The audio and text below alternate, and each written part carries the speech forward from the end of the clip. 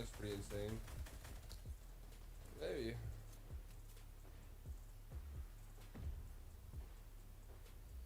probably like 15.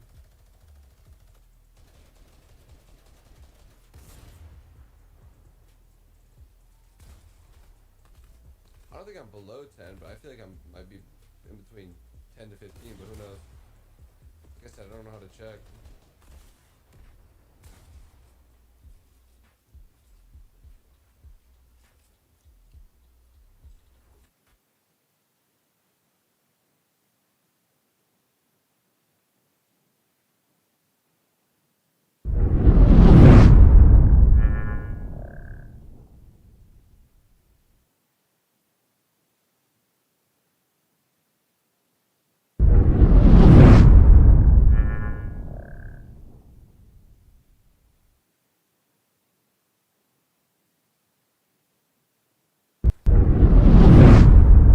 Let's say 14%.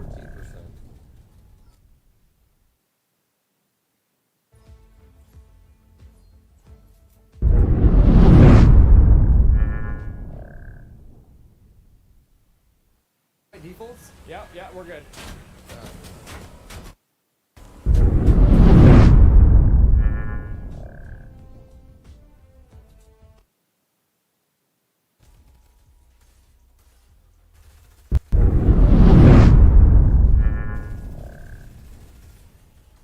Probably like 8. Dude, I want to check. Probably like 8. Dude, I want to check. I want to know.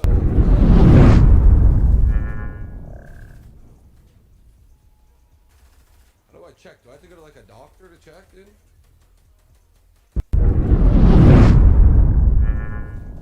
How close are you? 200 pounds? Getting closer. A little bit over 190 now. Where'd this guy go? Swaggy.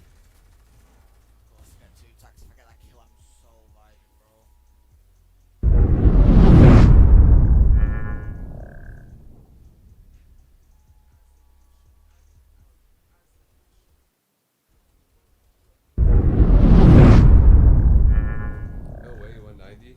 What are you saying? We're like 160. Dude, fuck!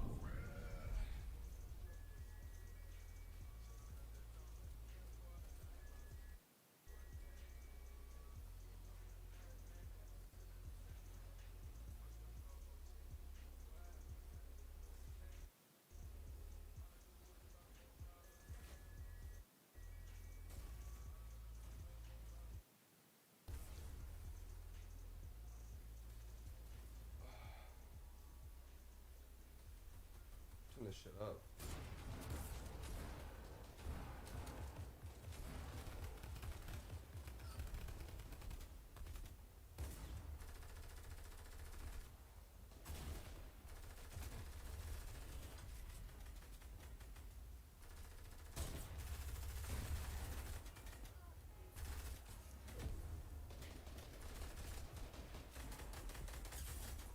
Whoa! Flop more. Drop your harpoon for more floppers. You have so many mats. Why do you need the harpoon? Yes. This kid low is gonna win. I'm calling it.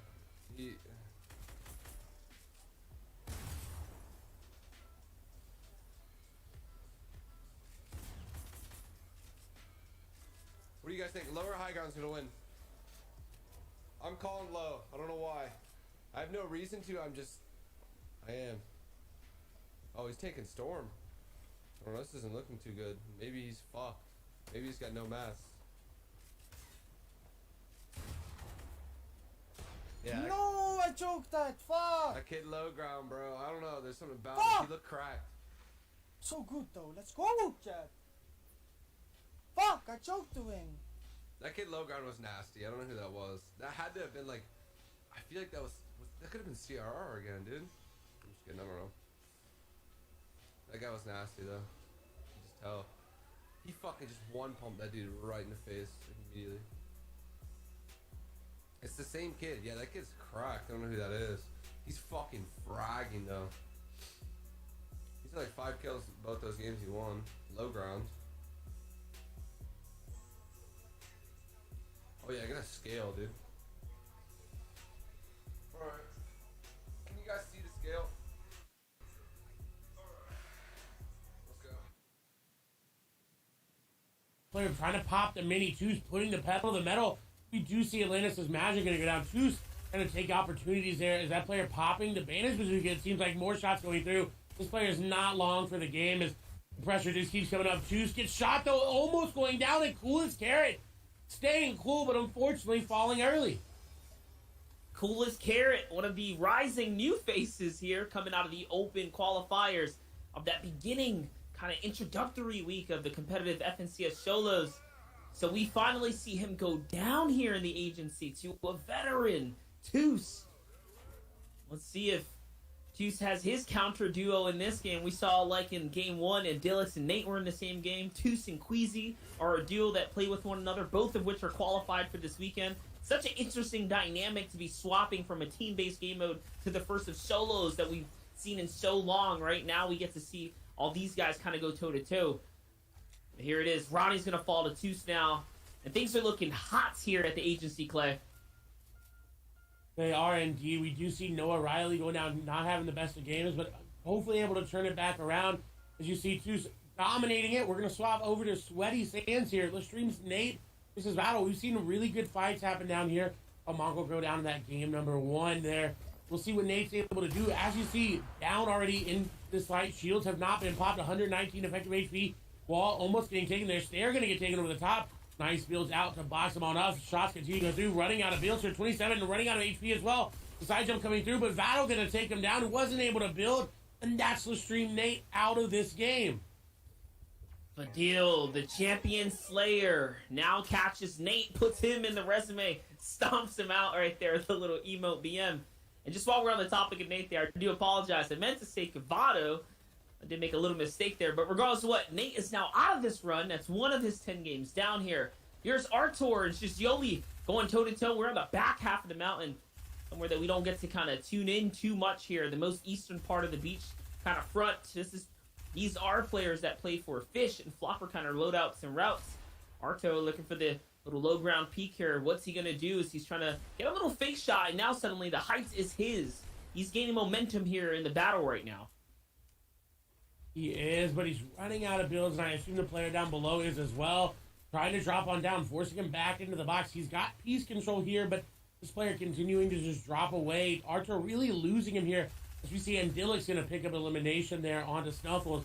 That's really good there for him. A very, very good solo player, so we'll keep tracking that in story throughout. But Arthur right now is looking a little bit lost and trying to track out where this player is.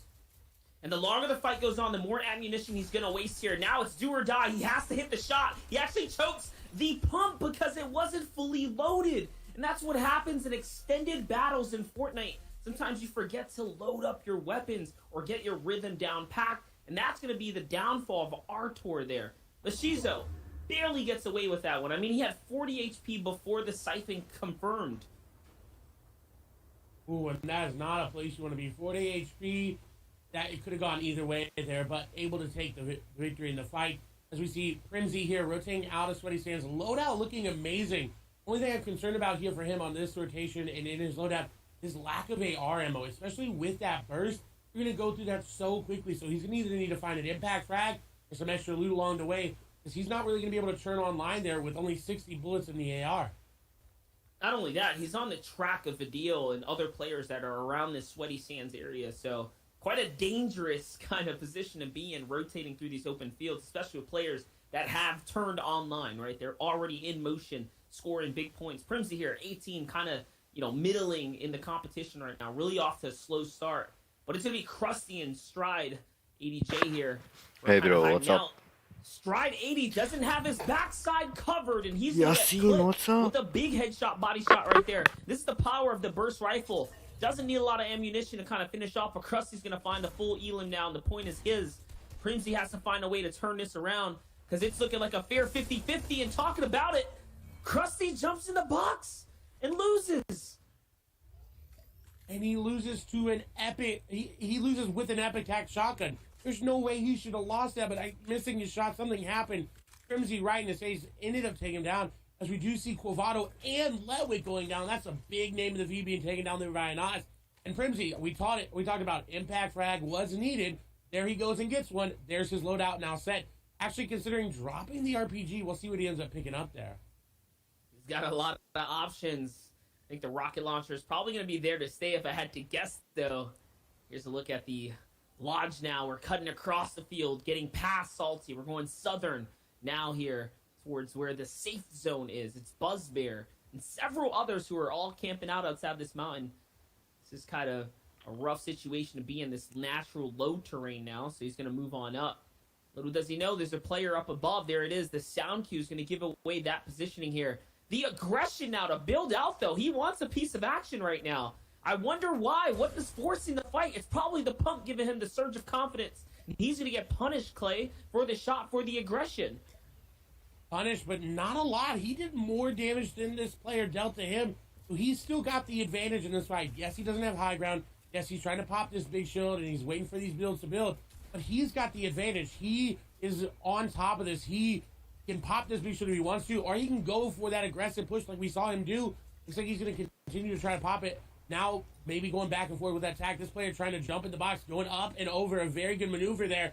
But Buzzbear trying to track him very, very, very well. Big shield more likely not going to be able to be popped. Nice stare over the top of his head from the enemy, but the high ground maintained. Nice shot over the jump of the Ram, continuing to put the pressure. Buzzbear being very, very aggressive right now, and it's paying off very, very well. And he more likely will be able to pop it, as Shandui is just going to completely disengage this fight. Yeah, there's a player down at the base of this entire fight now firing up. You can see some of the arrows looking in. Shandui doesn't want a piece of it. He's already expended so much material.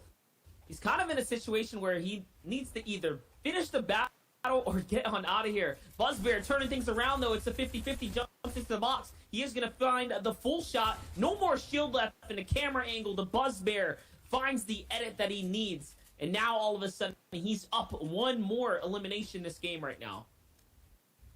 And that was as a result of, like you talked about, his aggression, his confidence in going into the player's box, into and just challenging up to that high ground. Did not need to do that. Could have kept going on his rotate, but decided, you know what? I want an elimination right now. There's a player above me. I'm going to keep going with it. Now moving back over to Battle, we see Loadout. A lot of minis. He's got the harpoon there for the mat refresh as well. He's looking really good. Ammo as well. Cannot knock this one out. He's in a really good spot to get another great game. You got to respect players that stick to their game style, their play style, regardless of the kind of, caliber of competition in the lobby. Remember, weekend after weekend, it's only stepping up, becoming more and more tougher to kind of walk away with the aggression, right, and get away with it every time. Some players don't care, though. Vidil showing that he's willing to fight in the early game. Now, it honestly looks like he's poising up for a mid-game fight here on someone who's crossing the water right now. This is the perfect spot to catch him. You can't build when you're in the middle of the water. This is something we saw players like Big 60 kind of set up ambushes on last week in the NA East region. Vidil here is, of course, we're allowing this player to cross now. He's going to just say, you know what, I'm going to move to the safety here. I'm going to move with you, Jaggy. So using Jaggy more as like a meat shield to clear the way in front of him. Vidil's getting the freebie pass right now. But they're on the land. This is his decision now to make. He wants to find a harpoon pool. Clay, you're very familiar with the harpoon. That's 75 body damage to pull all the way across now. And he's going to jump in the box with it. He doesn't care. Breaks the builds, and it's his. And that's exactly how you do it. You start off with the pool. It disorients him. Then you get in the box. It's a one hit on that floor. You get in, swap to the pump. Easy elimination there for Vidil. Totally textbook. It is just so telegraphed as well. We're swapping over, though, to Mr. Savage here underneath this bridge in a good spot. Zone pulling towards him as well. We know that he drops with the yacht, so he's got to rotate a very far distance away. But he's got some scavenger loot, if you like to call it. He's kind of putting together a very, very dominant loadout. I mean, this game could very much be his. The RPG, the extra medium ammunition, the launch pad that he acquires off of his kind of mythic POI, right? He plays off the yacht way off in the northern part of the map, so he's traveled a long way. He's traversed a fair amount of land here. He's coming in from the light half, though. Here's Buzzbear. Buzzbear, man, the respect that he has for the lobby is nothing because he's pushing everyone. He doesn't care who you are. If you're in his game, he wants the fight. He wants the action. He already has an elimination. See how he's going to play this one out, Clay. And you said it doesn't matter to him who's in his lobby. He is running through everyone. He wants to get eliminations. As we see Fly Pie up here on the high ground. Does have a good inventory to make this happen, but he's running out of builds. As we saw, Buzzbear nowhere near running out. A nice stair flip, though. Fly Pie going to get a lot of damage off there, but Buzzbear able to hold the wall for the time being. Nice usage of that wall to go around the side there. He's going to take it in and get the cone as well. He's got the harpoon out, maybe trying to get into the player's box. Very good at getting in. Nice piece control here from him. Trying to continue to get into this player's box. Trying to keep the pressure on as he got that damage off, but has yet to be able to. He's got no builds as well. He's going to have to make a play. Buzzbear gets the first trade. Fly Pie down. Going to pop a mini here. We'll see if he's going to be able to get it off. Buzzbear actually deciding to completely disengage that when he had the opportune positioning, but Fly Pie realizes, hey, I've got to go aggressive here. Actually going to get a slurfish there from the lake, but this is a storm fight, and one of them needs to make a move quickly. Yeah, you can see it from the other perspective. Buzzbear, who's on the defensive now, right? Trying to pop this medkit before the 5 seconds, because as the zone ticks on, the 2 tick is going to start kind of overlapping here. So the medkit, the 10 seconds he buys, pays off because now he's got so much more time to battle here in the zone. It looks like he has to make the final move, but he's just playing with the builds. Very nicely done, but no, he's going to get attacked by Fly Pie there, who's going to find every shot. Now the medkits are his. He is going to be able to get out of here successfully. And that is the issue with fighting in zone, is it comes down to anybody. You could have had better advantage like Buzzbear did. Could have had a little bit more match. Unfortunately, you're in zone. It's going to throw everybody off.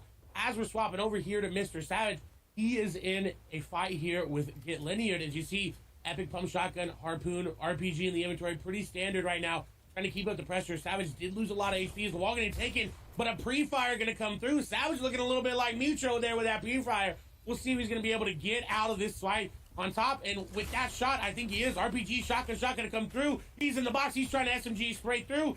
Linear trying to make something happen. Edit's coming through. 40 HP in a dream. He's got enough mass to protect himself, but I think Savage is going to come out on top of this one. Shout out to the ops crew giving us the defensive perspective right now as Savage is pushing. He's aggressive. I mean, he's setting up the RPG bust into the boxes as well. And now with Linear sitting in a box with no kind of floor or cone set up, I already heard the RPG get reloaded. Here comes Savage hopping in again. He is going to get traded, though. Linear finds a 30 shot from the pump shotgun there. Savage wants this upgrade, and now he is also reloading. This is such a tight fight right now. Here's Tomas, who's over on the side, but it doesn't matter. Savage is going to find what he needs. He's going to connect with the shotgun shot and wrap that player up. And as we jumped on, we thought it was going to go against the way of Mr. Savage, but you honestly can never count him out. He is so smart and so good at operating with HP. And he says, you know what? I've got some tags on Thomas, or Thomas just got tagged up. Hey, let me get aggressive. RPG in, and he is on the pedal. You said it, Clay. If he has a rocket launcher, it's a game-changer weapon. It's the one that you can just switch over, become the offensive beast that we know Savage is. And those rockets, he picked up more rockets. Before we were on him, he had 4. Now, with that elim, he's up to 6. So finding more rockets off his last elimination, this is setting him up to be a dominant aggressor in the mid-game. Tommaso was just rotating by. I mean, he didn't want this kind of action with Savage. He could have jumped in the previous fight, but I think that little bit of kind of timidness was enough to tell Savage that he wants to take this battle here. And now look, Savage just turned up on everyone that's nearby. I think he doesn't care as he has a launch pad, right? And he's kind of feeling it now. He's in his groove here. He's in his groove, and he realizes, I've got 600 AR ammo, and I also need to get more points. Because he is very far behind in terms of overall points here, and this is not where you expect one of the top contenders to be at. So we'll see if he continues up this aggression. Like you pointed out, he's got the launch pad. He can also force someone to launch, which is what I think he hopes for out of Thomas. We'll see if he's going to be able to make this rotation.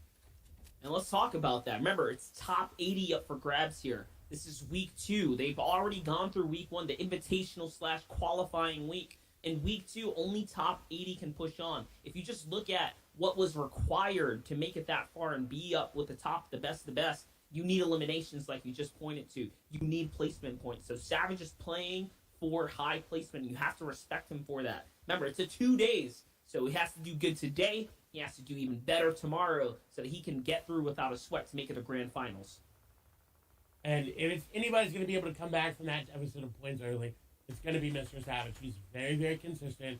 Like you talked about, he won DreamHack Anaheim. He did it by playing the format as well. So we'll look to see him do that, continue to put pressure down. If Storm Surge does become a thing here in these zones, he's going to have more than enough tags. He's not going to need to worry, as we are going to see Mr. Savage take out EMXXR in rotation, and that's perfect. He's got the Harpoon out as well, so he can grab the loot if he wants to. Someone actually going to yoink it up there, so he's not going to be able to capitalize on it. But elimination now going to set him up for an easier rotation, because now he doesn't have to rotate onto that player. He's trying his best to grab that brick right there. It's Motor who's hanging out just nearby. M10 kind of hanging out there. Savage setting himself up for success. 2 elims come to mid-game. This is zone 4. This is going to be the make or break, half in, half out, kind of lead up. Trying to set people up for success. We're jumping in with Slicks here. BL, who's down below. My gosh, just look over to your right-hand side, guys. Not only is there a storm surge happening, but there's a surge of players rising up on the northern part of the map. Such a huge congestion as all those players who have to make the trek, the Grand Cross down from the upper half of the map here. Now they're landing on top of one another. Very few are going to be situated on the mountain down below, and those guys are probably going to be the ones that we see easily make it through to endgame. And what I'm worried about with Slicks here is that you talked about Storm Surge. He's only 63, now 59 damage above. That's going to keep teeter-tottering back and forth as he gets more damage. And you see now 46, as more and more players start to get damaged, he's going to start to fall below just sitting his zone. So he really's got to be careful with that. It's only 106 effective HP. He's really, really close to being eliminated. He's got minis to out-heal it possibly. 6 players need to go down, so he may be in a good spot, but he's being a little bit too passive, not looking for those picks. He looks for one there, but not really getting involved. But there's a player on the other side getting pressured. Wall going to get taken. Shot's going to come through. He is going to get the elimination, but there's someone right on top of him. Shot's going to come through. He did get the siphon, so he's good. Vibes going down. And Slicks gets the Storm Surge, gets the elimination. But at what cost? I mean, the benefit of controlling so much area here and as active as he needs to get, like you said, I mean, there's so many players here. The risk of fighting is so high if he does decide to. And now he gets to pick up the spoils of war here. And lucky for him, there was medkits there. Not only that, he has floppers too. So he has a lot of options. He's going to go ahead and eat a flopper just so that he doesn't have to waste any time, because now the zone is deciding that it needs to move here. It's 3 seconds until they all have to cut across. Will a community launch pad be put out? I heard one up above. He heard it as well. He's hunting for it now. He's kind of in the zone here. Let's see if Slicks can find one. He's going to find an elimination. The siphon's going to come in. And now he's back in the running. Another flopper as well for Slicks. Only thing I'm worried about is I don't think he's going to be able to find this launch pad. It seems really, really far away from him, so he's going to have to run on foot. I think that's his last flopper that was popped there, so we're going to swap away, and hopefully you'll see him right there in the back left-hand corner of your screen, maybe able to make it in. You see Kaiser there in the middle with some nice HP. Look at his inventory looking really, really good. He's got a Slurpfish there in, half out as well. A lot of players going down. The Vic going down. Very, very big name. But Kaiser, though, in a really good spot, able to make the rotation. Question is, will Slicks be able to? Oh, my God! Kaiser with the nice jump pump shotgun to one-pump that player. This is looking like chapter 1 as we are on the mountainside once again here. The elevation change. You only get to see it when we come down this far south. And look, it's going back north. It's going to cut across this open kind of river valley way. Kaiser's going to have some big decisions to make, but it's okay. The impact elimination is going to cap off his material. He also has a launch pad as well. Air traffic is not clear here, Clay. He's trying to look up. That's why now he's moving to the back half. He needs to figure out a way to use this launch pad and get up and over all the builds here. Look, beautiful positioning for Kaiser. Yeah, he does indeed. A very, very good spot he talked about. And you saw him immediately looking up. He's looking for that launch pad, like you talked about, going back over this hill. He's going to be able to hold a lot of these players to put some damage down, maybe get an elimination. Not going to really need to worry about Storm Surge moving. You rarely see it activate here. We'll see what he's going to do. Definitely going to look to either maybe find a launch pad or find an extra elimination there. rotating on up, looking to make sure he's clear, and the airspace is clear. He's taken off. A Nas there in your screen as well. Look to see how he does. Two's actually going to go down there to first as we swap over. And Dillix is still in this game. Someone we know who was doing very well in the first half here. Here's Verse, who has all the mythic grappler loot. He's looking very good. He's got Sky's full loadout here. 4 floppers as well. Such a beautiful place to be coming into first full moving right here. And there's a grappler getting put to use. Now you have to remember, the later you go into the game, the more, dominance the grappler will be as far as decision making to go for height. Verse putting that good pressure down. These are wood builds here on that enemy, and it's going to be Primsy who's going to fall to Sky's assault rifle. So much damage that he has in his hands here. It's going off the mountain, Clay. They have to go down. This is a treacherous rotate for any player to make. And if you look right there, Slicks did make it out, so he is in this in-game as well. As we hop over to Kaiser, I'm really worried about his amount of materials, as Rifle is going to go down, Xweez is going to go down, and Nas is going to go down to Andilix. Kaiser trying to make the rotation there with the stair tunnel, but getting tagged up. He's got the surface, so he's not too worried, but he's going to get that elimination instead. Doesn't need it. Someone in his box going up, trying to get the build. He's rotating the ramp perfectly, trying to jump, make sure he hits it. Is he going to hit the 200 bump? And he does. Oh my He gosh. takes out another one. That's elimination number 5. There for Kaiser. His Savage is still in this game as well. It's the bailout card. Kaiser's going to hit all the pumps that he needs. He even has a slurpfish to go with it, so he is going to be able to bounce back. Love that he decides to pop the minis first. He's playing for full optimization here now. He has to cut his way through the low ground, Clay. It's 15 players remaining. Things are only getting stiffer and stiffer here. 5 builds for him. He needs another one. Can he find the miracle pump? Once again, he is going to find it. He connects. He finds another player. Clay, he is on fire right now as he gets taken out. 6 eliminations. Still a great game. It's top 10. He was on fire, but Xerox put him out. Shots coming through. Xerox gonna hit a nice shot there. Dodges the second shot, and he is gonna get the elimination there to Paler. And like you talked about, a top 10 scenario, so placement points gonna be very, very, very valuable here. You see a nice tunnel through there. Gonna find a nice spot to take some minis. Xerox here looking really, really decent on the low ground, but he's gonna need to find another one. And Dillix in this game as well. Shots gonna come through. He may pick up that one, and he does pick up that elimination. Unfortunately, dropping down, he takes Martine down. We'll see if he's gonna be able to take the player just on the other side, trying to get shot from underneath. Is able to use the last little bit of his builds to try to box slap. Shots coming through. Not going to get in. He's denying everything right now, but I don't think he's going to be able to get out of this one. It's going to be very, very close.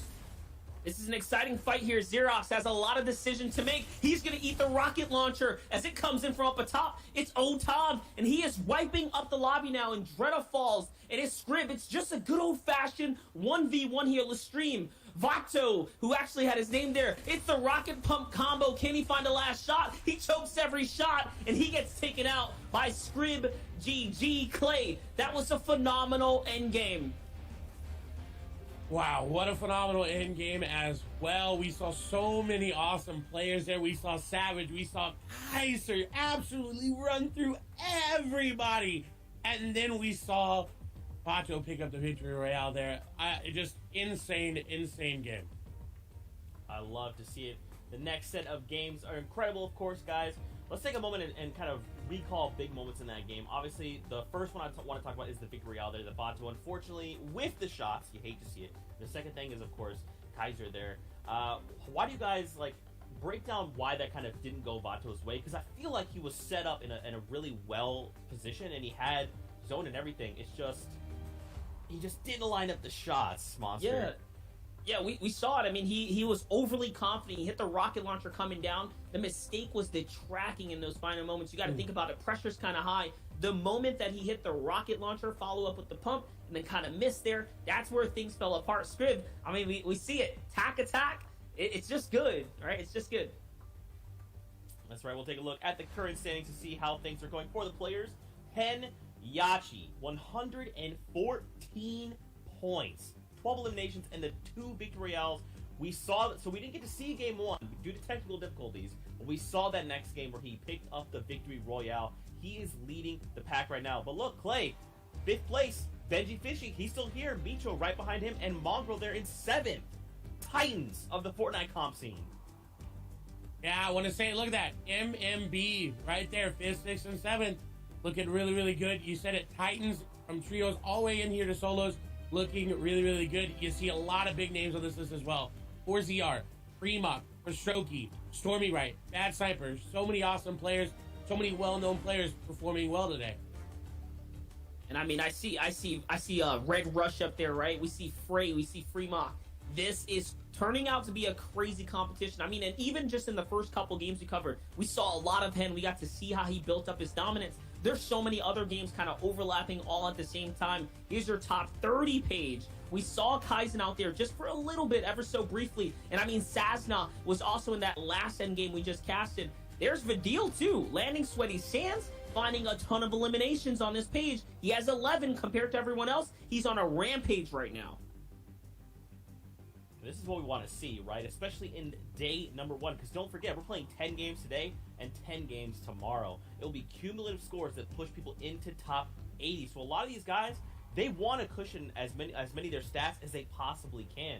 And like we just looked at, MMB's already out there in front of the gates, but there's still a lot of players that even if they don't make it, we can't forget about the reboot round. So what do you guys think a lot of these players can kind of keep that momentum going forward to help them into next game? I'd love to hear your thoughts, Monster.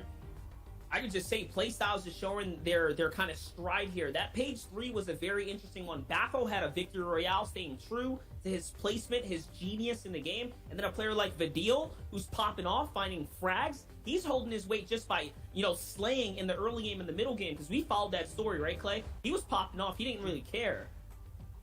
Yeah, he was popping off, and he's sticking true to himself. That's what you got to do. You saw Kaiser stick true to his game plan, which was just eliminate everybody. We'll see how that goes moving forward. That's right.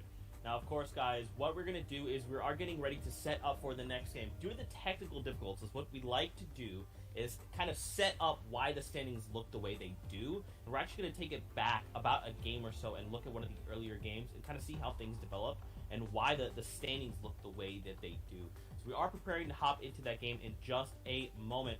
Now, gentlemen, another thing I want to touch about is the Mythic POIs and their general usefulness we see. Obviously, they kind of played a big factor here, but do you think they will play a factor into the next set of games as we prepare for the next game of EU?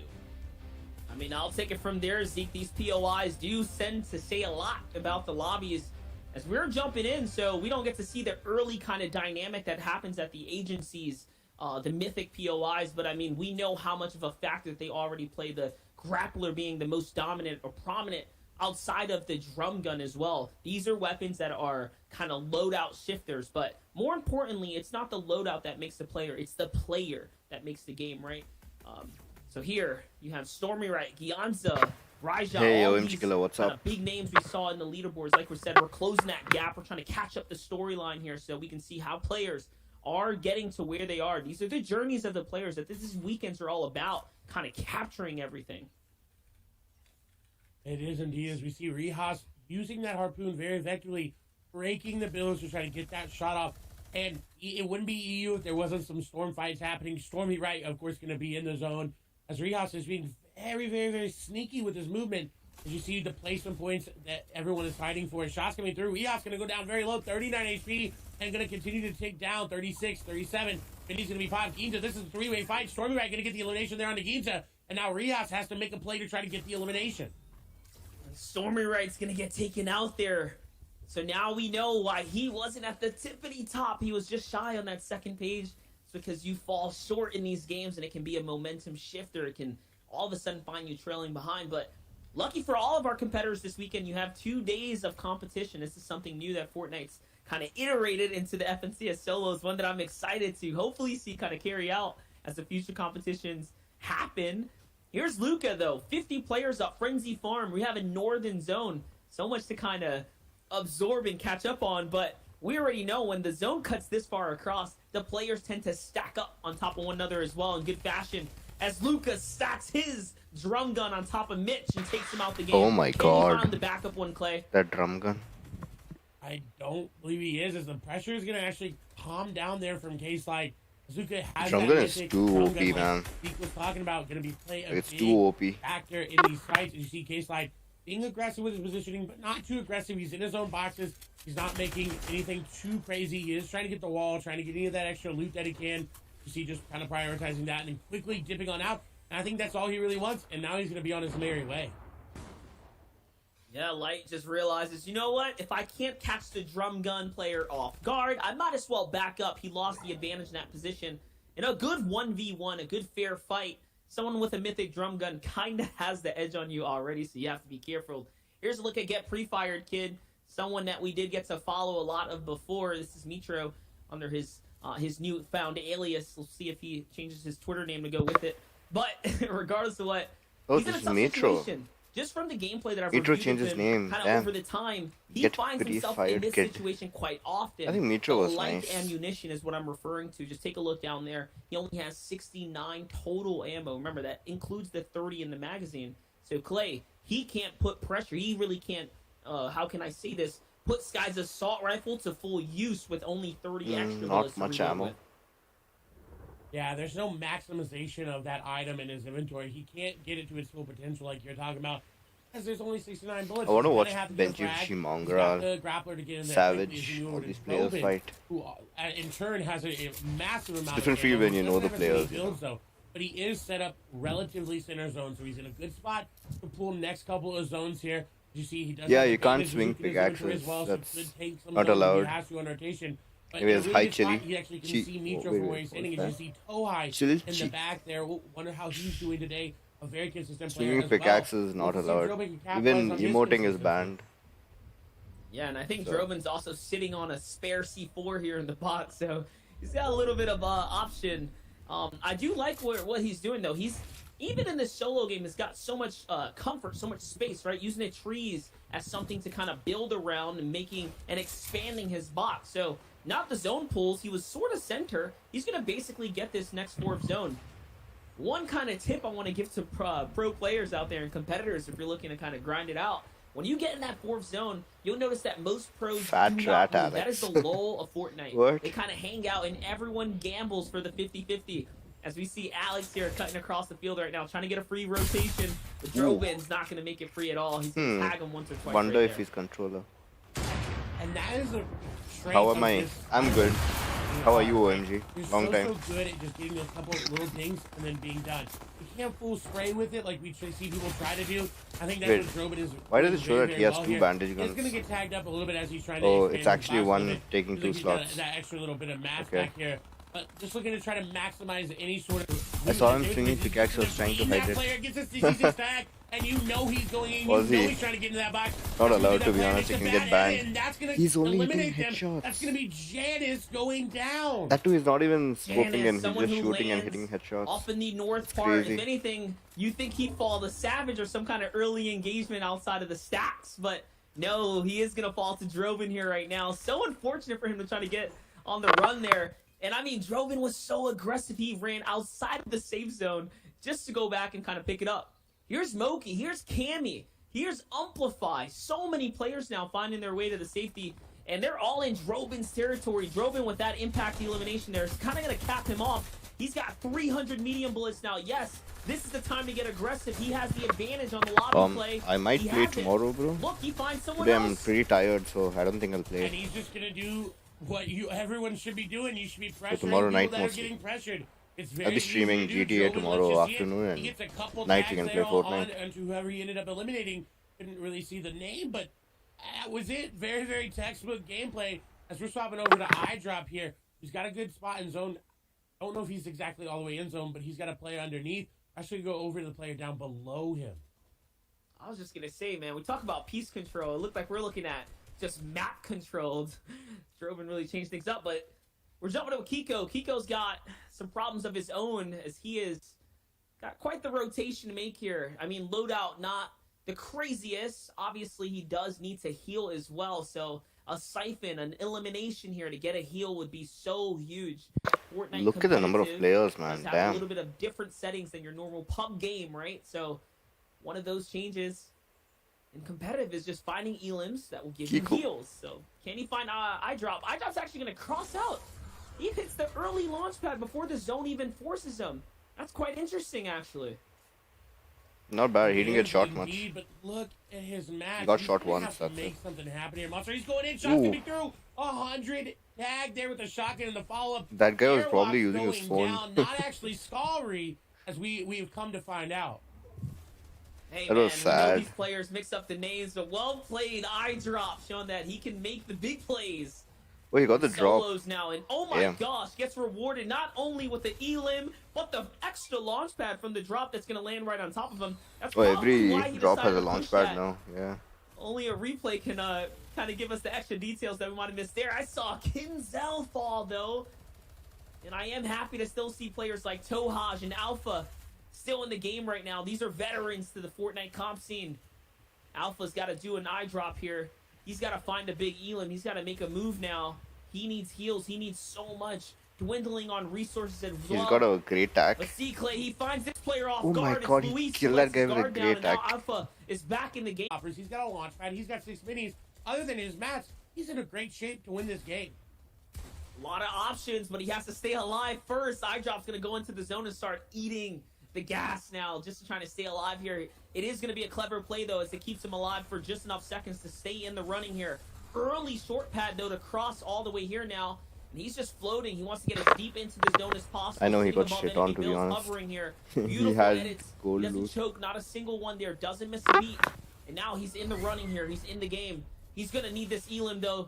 He used the heavy sniper. He opens it up. It's a 220. The full 220 connection. easy, a Every controller pellet player. finds Like the what? mark. Weiss falls there. And That's so oh good. my gosh, the max that he picks up, Clay. 6 eliminations. He's back in the running here.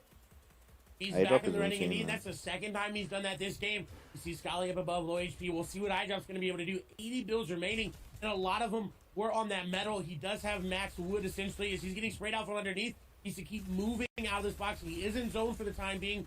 I think he's going to actually sit and wait and try to look for an elimination. Make sure he's got it in the wall, going to get taken, and What? elimination going to get taken as well. He's just hitting Loki's one gonna go pumps. down. He's That's just gonna be hitting yet one another, pumps. now sitting on 7 eliminations. He is absolutely running through this entire lobby, and we'll see what he can do. His zone is moving to his north. Wow. All right, 7 eliminations, probably the heftiest in the lobby so far now. And I mean, every time he's needed the impact frag, he's found it. Can he get another one? It's a drum gun player who's Oh, going to he get lost picked from it. 2 sides now. And he just goes straight down. Drop wants to loot, but he doesn't want to throw the game for it. Instead, he's chokeholding the player out from the zone here. Having to make a decision there. He's going to go with the legendary pump. I mean, it's been doing the trusty business so far. Everything that he's needed. Yeah, he's Beautiful good with the builds pump, so right he now. should stick onto He's it. doing such a good job in the low ground. This is his territory 220 here. exactly, bro. He hit him Here's for a player off in 220. the back now. Can he 100% find he's it? controller player, I'm 14 pretty players sure. up in the lobby. Someone stepping on the cone outside of him. There's a player in the wood right here. It's his. The 121. Another shotgun shot. So close. And all of a sudden now it's top 10. He's using the zone to his benefit. So good, Clay. So good indeed. He has barely even used his swappers there. Is now going to pop he the hasn't second used his swapper. swappers. As Siberia Jake going to go down there to Shiroki. A top 10 situation. First, they're going to go down. iDrop in a really good spot, but Oh, shots shit. coming through. All of a sudden, it got really bad really quickly. Player almost in his box there is going to have time to build on out, putting a lot of layers between them. Nice swapper being popped there. Maybe have time to pop the minis. That's going to be for Strokey there right on the other side. Tamir there as well. You do see Glory up above as Fanta's there as well. iDrop, though, the player to watch. His shot's going to come through, and he's going to drop that player right into his box and eliminate him there, as now he doesn't have a lot of mats, so he's going to have to make a play very quickly. That's going to be elimination for someone else, and iDrop, unfortunately, going to go down there. It was all worth it. He finds 10 eliminations. For Strokey is now turning things up. He finds Glory. And now the low ground is his. He's now the new king of the bottommost layer here. What is it going to be? Can Strokey make the miraculous comeback from the low ground? Are the players on height griefing one another? Only time will tell as it slides off the mountain. Swaggy's going to have to make his way down as Denmarker Ek. And for Strokey, who's all the way on the lowest layers. This is the only time low ground can win, if the top 2 kind of battle one another. But no, he's going to jump down for Stroke. He's going to find a big pump here, Clay. It's a 1v1. The 1v1 scenario, shots coming through. He does have builds, but he's playing like he doesn't. Nice trade there for him. He's going to have time to pop the minis, using the last little builds that he can to protect himself.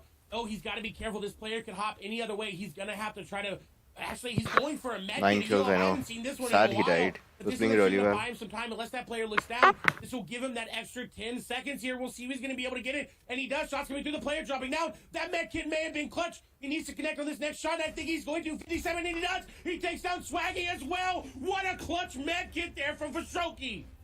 I don't remember the last time we've seen a med kit so perfectly timed, even under the most intensive situations. Such a great kind of 10 seconds of peace and calm that he found. Damn, it's in close the to most impossible intense, to use a chaotic medkit, endgame and right he there. did it. The In highest the end zone, that score just paid Wow. off in best way possible, taking it way back to comp all those times ago. That is what we are looking for, and that is what I actually want to talk about, dudes. Is it's never over until it's over. Every single time we look at a player in any situation, even if they have nothing to work with, like iDrop, you still find moments where they can walk around those tarps, find edits, and catch players and get the elimination and the points they need, because victory royales are awesome. And again, huge shout out to this last one.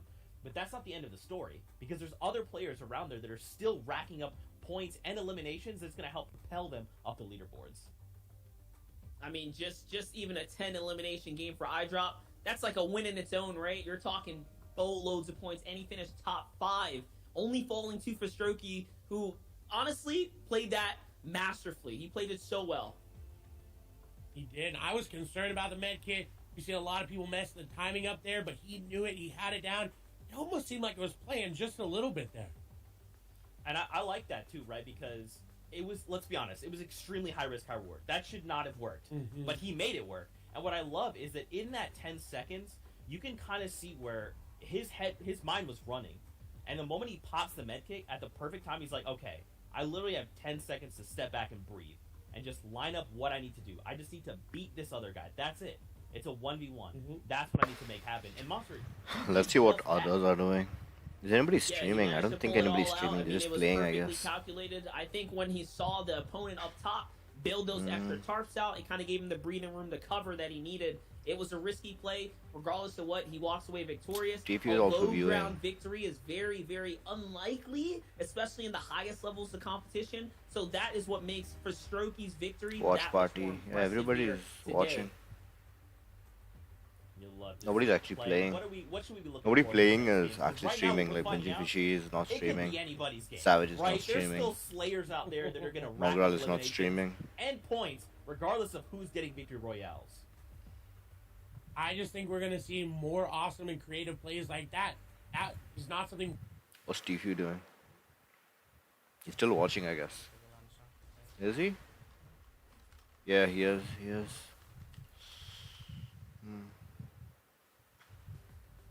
That's right. Well, dudes, we don't have to wait much longer because we're getting ready to head into the next game. So please take us in and jump out of the battle bus as we take a look at the next game. Okay, they're starting the next game. GG. Here we go, Clay. The battle bus is underway, and once again, we're cutting past that early game kind of action. We're catching up to the leaderboards. We're really fast-forwarding the story here today. Yagso is the player I actually that we're want to jumping right watch, in with. though. It's EU region, Initial day number gameplay. 1 here, as the coverage is happening all weekend long. Where 20 people games drop and all unfolding that. all at the kind of same kinda time fun. in parallel to one another. Clay, we're in for another interesting game. We'll see if Yagso can hold it down. Yaguso. We'll see if he does indeed. Sounds like a Japanese the name. player inside, I think he knows he's there. Not going to get surprised. The ramp actually... Nobody's protects hitting any him shots. so very well. This player just kind Lol. of panicking with their shots a little bit. Shots coming through. Yagso, though, Bro, both of them taking are not connection, hitting. Finally going to get some, and they're going to trade about equal damage. Finally going in, he says, you know what, I'm done with this 75, fight. I'm 75, going to eliminate 75. you there, and he Thanks. does do just that. That was great. That was very clean. Train 8 showing up in mass effect here. Someone else Actually is going to pretty push up, good. though. They hear Not the gonna lie. commotion. This is what happens in the early game. You hear fights, and you know you got to get in there. You got to get a piece of the action. It's Flick who's kind of hopping in right now. And they're both going to call a peaceful retreat, a peaceful kind of reset here. Flick gets hit really hard. And, I mean, I don't blame him looking for the fight. He's got the legendary pump. I'm sure he is. Yagso backing up. Just looking at the map now, though, Pablo's waiting for the ambush up on the hill. I was going to say, Yagso doesn't have a free cutout. Not at all here. As someone else is ready. The pump shot was enough to break the wall. And Pablo takes the floorboard right there. And all of a sudden, it's his battle here. The Wave crew kind of dominating the Pleasant Park area right now. They are indeed, as we swap over, we see Yoa here getting some shots there onto Mitch. It's going to give him that invitation to go into the fight. Mitch, though, trying to really keep the pressure off of him, trying to put the layers on the boxes, but he doesn't have that much time. Yoa does have the heavy sniper, but unfortunately for him, he does only have the heavy assault rifle. As we know, that's not going to be the best for pushing walls, but this Yoa takes everything, and he takes the elimination. Yeah, that little wall right there. I don't know what happens, but Mitch kind of slipped into the box. I'm sure that probably wasn't as intentional as it might have looked from our angle, but hey, Yoa takes advantage of the situation, and he does find the shot. It's Boyu who was kind kind of looking in there, trying to see if he can send his own kind of invite. Here's Maester and Crew. Oh no, TSM Crew now on the back foot. Maester has got the upgraded pump as well. Does have the advantage here, and I mean, Crew's on the back foot. No shield left. Oh my gosh, Maester owns all these builds here. It's happening all in Lazy Lake right now. I mean, Lazy is where also players like Leshy like to land, right? So, such a strong area, such a dominant area for top-tier competitors, top-tier pros. Crew's still on white health. He gets tagged again. I think that was for 80s this time. Maester says, all right, I'm just going to fully heal off here now because the zone is coming in. Alec couldn't. Yeah, sure, add me. He knows there's bandages in front of him. That's another key. My name is Shabby. Dabby is in the description also. He's depending on the siphon right now. And make sure you subscribe. Thank you. He is indeed. Crew, not with really anything going for Maestro, is going to need to get it. There are bandages around like you talked about, but with that low HP, he's going to find Crew out in the box. They're going to get taken. Wall going to get taken as well. Maestro go over the top. He's got Crew in his box, and he's going to get an elimination onto him. He's going to get the bandages and the flopper there from Crew. The siphon coming through. Maester should be able to make it out of zone, and now he's looking good to go. Maester making easy work of a World Cup qualifier right there. A champion in his own right. Crew, my gosh. Just the edits, he seems so far ahead of the competition. He was all inside the builds. Very well played. Here's Left Eye, though, who's got to cross all the way now. I think Left Eye, was it actually invited? Was it through the kind of console track here? He's one of the few that was playing on PC in the past, keyboard and mouse, switched over to the controller inputs. Kind of an interesting story for players like Left Eye. Okay, he's got quite a wide rotate. No problem, though. The Bandage Bazooka gives him all the room in the world, right? To kind of make these kind of wide rotates. He's trying to get to the lightly kind of congested parts. Looks like Steamy Stacks is going to be a place for him to kind of float on out. I like the plays here, though. Taking the advantage of having the Bandage Bazooka, but not only that, the early zone. Just sitting out here is not too bad of an idea, especially when you can aim where you're going to rotate in from. Down the line, this can play a big effect for players like Left Eye. And he's kind of the one that pioneered this strat in the European region. It's kind of called the Left Eye strat amongst the community. He is going to drop the Bandage Bazooka there, so looking to get any more heals that he can. But he's scoped out this area of the map. He knows it down to a T, and he knows where he can get extra loot and extra heals, and now using that to his advantage. And like you talked about, he was on keyboard and mouse. He swapped to controller. Then he swapped to iPad on controller for the weekly cash comes. Now I asked him, I said, are you going to be playing on are you going to play PC or iPad? He said, if my PC crashes, I'm playing on my iPad, but for now, PC. There's no way, by the way, he landed on a launch pad. The rig or the yachts there was not looted, so the risk, the gamble to go up there to find extra heals pays off. He finds the whole entire area to himself. Here's Benji Fishy. Benji coming off a hot streak last weekend, first place over total points there. Only coming second to Mitra on day 2. Let's see, he's going to open up with a big 66 right here, and that's going to be half of the shield, minimal to the opponent. Now Benji's going full on. He's been rocking that Siren skin all weekend. You see it, you better be afraid, because he is one of the most dangerous solo players. Good cone right there. He tries to kind of choke him out. See what he's going to do. He's setting up the ramp boost. Takes the cone again, and this is all control, all his. The exchange was even, though. And now he's in the box again. He goes all the way for it. He just opens up the shot. Jetsu is going to fall now, and Benji's going to reap the rewards. The fight, quick and easy. Doesn't spend too much time. Siberia Jake listening in, trying to see if he can get a piece of the action. Doesn't matter. Benji's on top right now. And he talked about it. That was superior piece control there from Benji. Knew he had everything. And when he was in the enemy's box and he didn't have anything, he didn't panic. He didn't worry. He just shot him. And that's all you got to do. As Siberia is starting to push in, though, with that RPG. Benji is at the health disadvantage, but I don't think you can count him out just because of that. We're going to have to see how this develops. As Siberia going over the top of him has no information, though, on to Benji. Did not tag him up. Did not get any damage there. And so, unfortunately, for Siberia, he's not going to be able to capitalize on that elimination. Not only that, just tendency from Benji to really branch out and open up his playing space, right? His box fighting space. How much extra control he took that field right there. That's the difference. Kezix is going to open fire on Finn here while in the water. No respect, not even allowing the guy to get to land here. Kezix is full aggro right now. Those shots, he opens up here. He's going all the way. He wants a piece of this. Trying to see if he can get some points. He's at 91 points right now in the competition where we're tuning in. That's pretty good. Can he kind of push himself over the edge here? We'll see right now. Good edits for the side jump, and he finds his way up. And he's just working it inch by inch. The player up top is going to overbuild just a little bit, though. The baits, beautiful bait there, trying to see if he was going to chop him down. He goes for the shotgun shots, and it's fair game now. Finn's going to find it. He eats a flopper, though, so Kezik's right back in the running here. Yeah, back in the running, especially, unfortunately, I think not as in the running as Finn is with the massive amount of shield that he has in his inventory.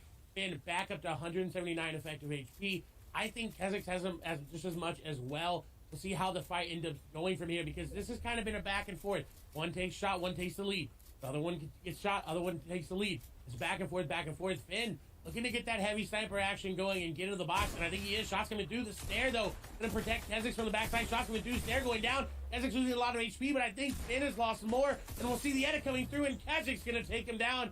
It ended up going in his favor, and that's just a really great fight and execute there from Kezix. A tactical shotgun coming into big play right there. Kezix had him dead to rights once they kind of got in that little bit of a camera angle exchange there. He had all bonus. It's Letwick who's nearby, though. He jumps in the boat. He's just trying to get to zone. He doesn't care about the action happening on the back half here. Ditches the boat, though. Does make a lot of noise. He's just moving across here. This is an interesting place for the game to end. A lot of water, a lot of islands here. So it's going to limit the amount of land space. 51 players will have to find a little bit of real estate here, as most of which are congesting or landing on the center mass portion of the playing field here. It's zone 3, 4, and 5 are really the kind of pace shifters when it comes down to how the map is going to play out and what kind of terrain the end game is going to be. Letwick doesn't want to gamble, though. He's just going to hang out here, content with a little piece of the mountain that he found off to the side. Yeah, and this chapter and this season more specifically, I feel like these mountain goat bases are a little bit more viable. Right? With the reduction of C4 to 1 stack or drop, they're not going to have that many opportunities to throw it in. You don't really see grenades being prioritized, right? So I think in a really good spot. Queasy, though, right nearby. Monster, this could get ugly really quickly as Kezix comes in as well. Definitely some players stacking up. I see 4ZR back there as well, making the wide rotation, the western portion of the beach. Little world view of everyone kind of in the game there. You see Bafo, we already know, took a victory playing specifically for Endgame just off of the stats and leaderboard that we saw coming into these games. Players like him are still in top 30 just off of a victory royale, right? Pushing him up, putting him in the game. ZQ trying to see if he can do the same. At 48 points, I mean, he's halfway kind of in the standings right now. These are players that need big games, big comebacks, or big elims to stay relevant. Top 80 move on from today and tomorrow. Cumulative points matter. Your performances on both day are equally important. We'll see who can be consistent, Clay. We'll see indeed. Is it going to be ZQ? Only at 48 points right now.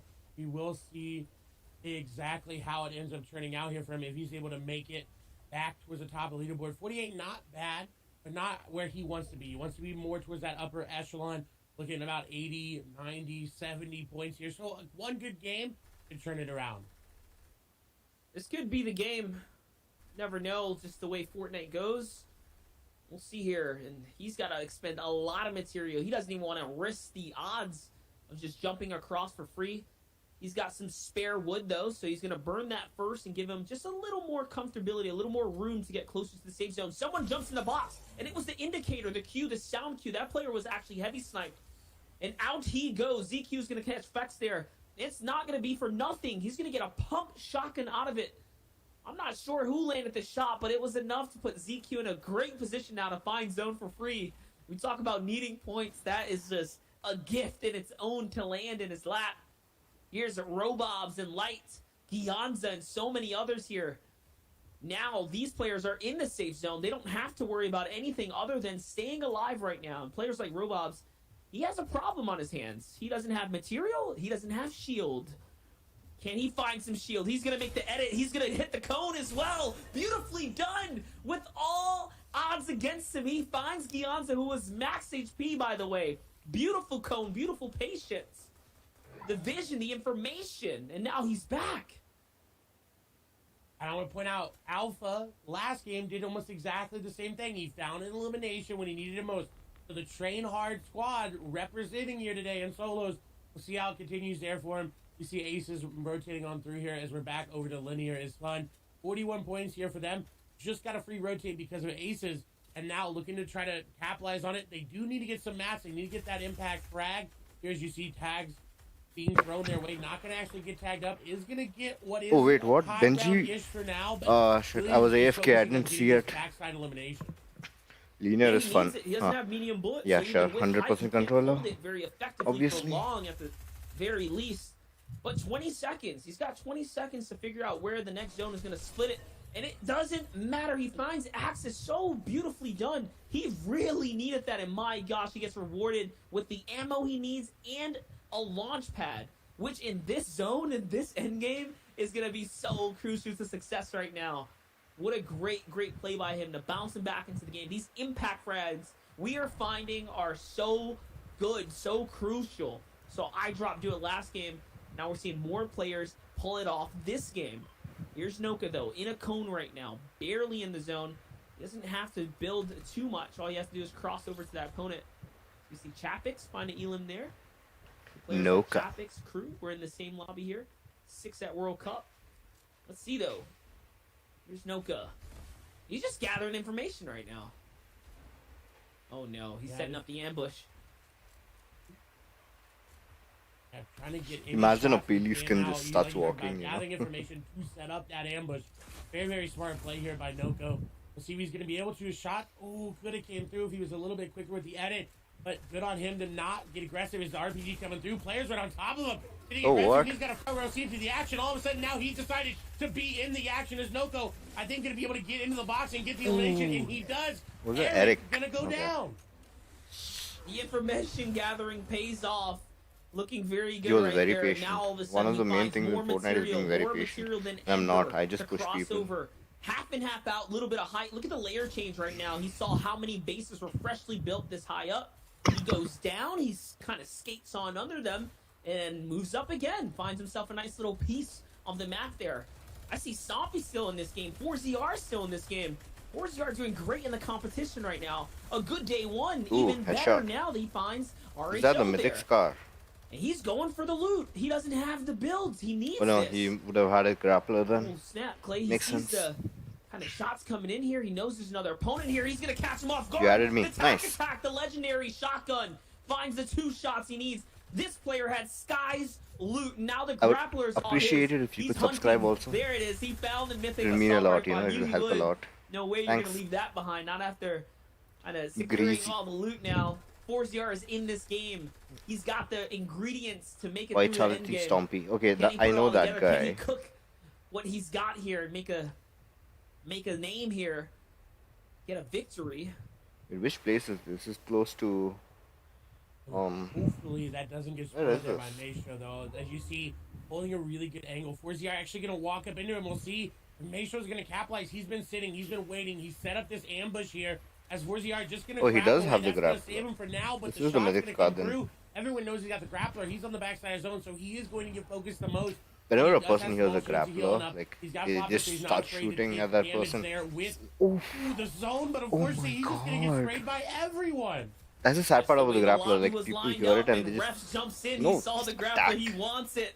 He's got 4 floppers now, so he can sit back here, make decisions, and come back. He's got all the time in the world and a launch pad behind him. Look at the number of people. My 4ZR's God. out. I see Benji. My Benji's laptop still in the would running, lag. leading Oh, the Benji, rotation in the front finally. half of the zone, alongside Kaizen, Trulix, and others. Stormy Right also sitting up above.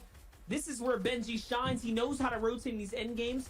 So much Yeah, experience. these pro players, from tournament the after main tournament. thing Take is a look. they He's sitting back in have the zone. idea to Beautiful RPG is rotate, gonna like find his when mark. to rotate and all that. Toos is gonna fall on the feed. That's the main thing in Fortnite Battle Royale, Let's see like now. knowing how Great to launch pad here. rotate, He's when got to rotate. plenty to make the rotate. That player is actually going to catch him on a layer. It's not what he wanted though.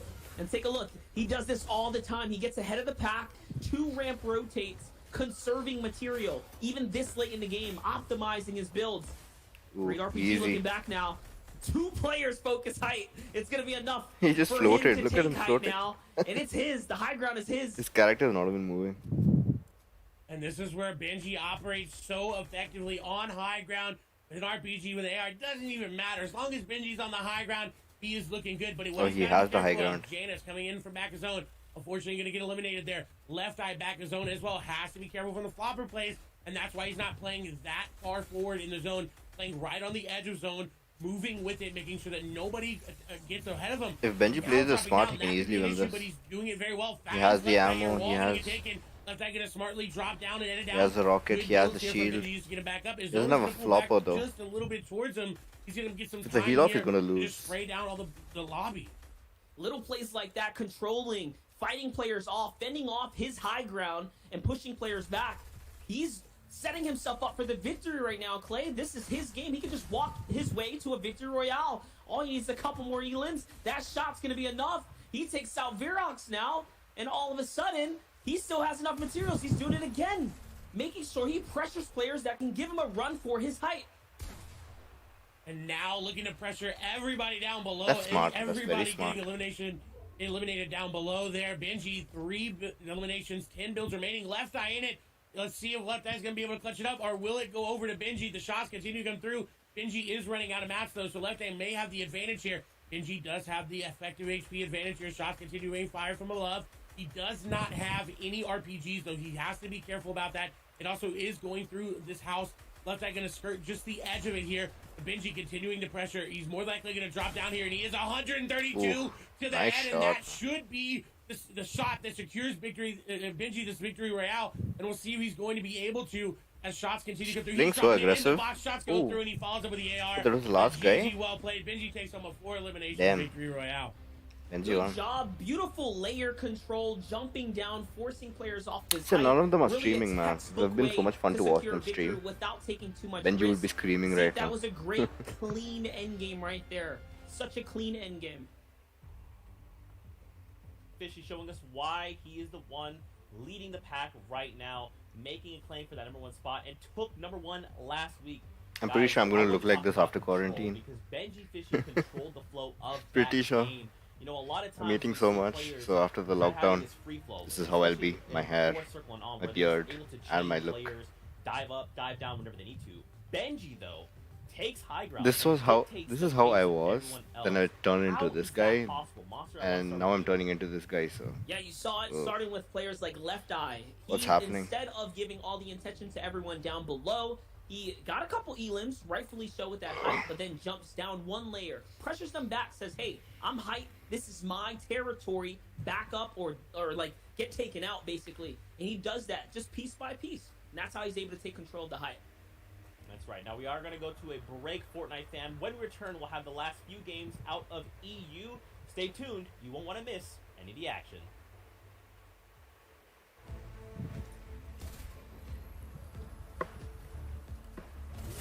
.5-minute break. Okay. Let's look at what Tifu is doing. Tifu. He's also just watching Fuck people. yeah. He fucking popped off. That was fucking lit. He popped the fuck off. Cloaksy is playing Modern Warfare. Chat, Tifu and Cloaksy's duo was beautiful.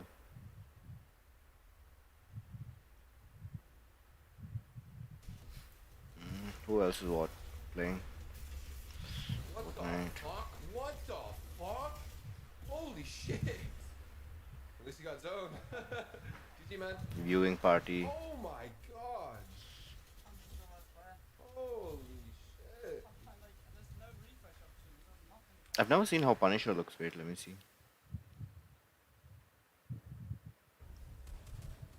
Oh, this is how he looks? Does he half pad this? Or low pad? He definitely does. Yeah, this is how he looks. Okay. 30 alive. So this is first moving. Mm. He's never looking for height, really. Right here, he's looking for kills. Or does he have a delay? Because He's still, even when he gets on his cone, he doesn't look like straight up. Wow. That's scary to open your cone like that, but... Wait, Yeah, right there, he kind of took a peep at height. oh yeah, he has a lot of delay. We already watched all this. He could reuse that pad right there. Wait, but wait, no, what? How is he watching him? Like, 2 RPGs, so there's a guy to his right with an RPG. And the guy that was on height also has an RPG, this guy. He knows RPGs are still in play. he's watching a replay. Damn. Okay.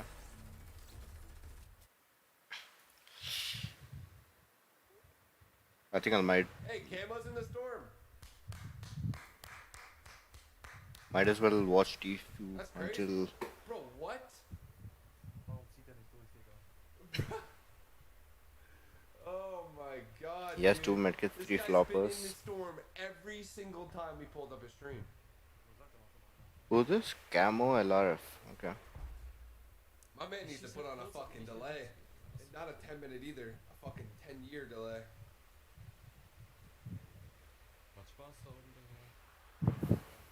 This man's been taking so much goddamn storm off spawn. You know he found some extra big pots and shit. He's like, you know, I'm gonna take medkits this time.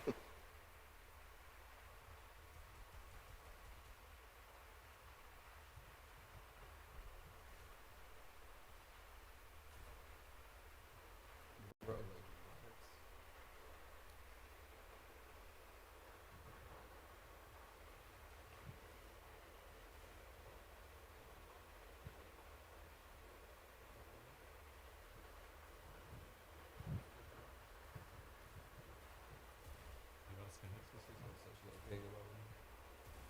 Damn, nice cone placement. That was his floor? Yeah, this kid's got fucking straight 0 ping. Flat 0. Ooh. He's gonna take his walls. This kid's got such low ping. Look at that, bro. This kid's a 0 ping warrior. Oh shit, he might ride to the stall.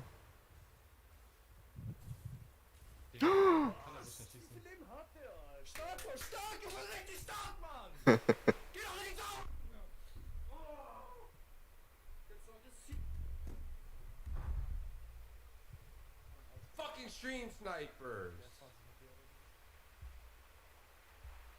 On 0 ping. That bullshit, he got sniped, stream sniped.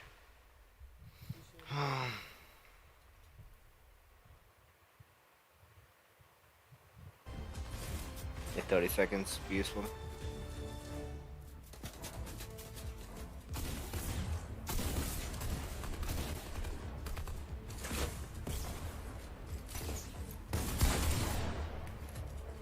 Looter.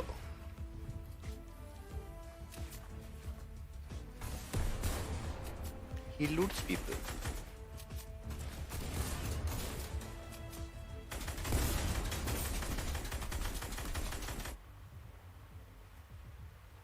Welcome back to the FNCS Invitational. I'm your host, and now for the last set of games, we've got Shadow Wager, we got Ball of TW, and we're getting ready to hop into the next set of games. Now, gentlemen, we've seen a lot of crazy things been happening, but the biggest thing we've seen is Benji Fishy. This dude comes out last week with the most amount of points, and now he's looking to do it again. I said it. I said it at the start of the show. I wanted to see Benji all the way up top, but now he's here. He's reigning supreme, almost at that. Yeah, number he one came spot. first But in still the more games to go. first I'm really week and happy seeing him play this well. second in the second week or I think one something. of the things about Benji is that he's proven to be the most consistent player in EU right now. In week 1, he was first day 1, second day 2 to take the first spot overall, and by a huge margin. So seeing him win a game, basically like we saw last week, is pretty cool. But one thing that everybody's talking about right now is that Mitra and Mongrel are right next to Benji, which harkens back to the Trios days where they dominated week after week, and that's cool to see. They're just missing each other's company, you know, that's all it is. They're like, hey guys, let's just win this together. Let's go on to grand finals together. and they'll have a three-way tie. You know, that's just how things will be. Now, of course, someone else I actually want to mention is actually iDrop. You know, Shy, I know you wanted to kind of touch on this player and kind of tell a little bit of a story, so I wanted to give you kind of that second to do so. I mean, iDrop, I think, is one of the coolest things because we don't usually see it happen from a lot of players when it comes to team modes to solos. Obviously, everyone knows him and Savage had such a good run in duos all the way along, and just big highlight moments that always had iDrop paired up with Savage. But I also want to point out that he is an individual of his own. I feel like he's under that attitude as well, looking to really, in this FNCS Solos Invitational, break out and show what he has to offer in his game style, in his calls, and his plays from box to box, and he's doing that. We've seen it in the past few games.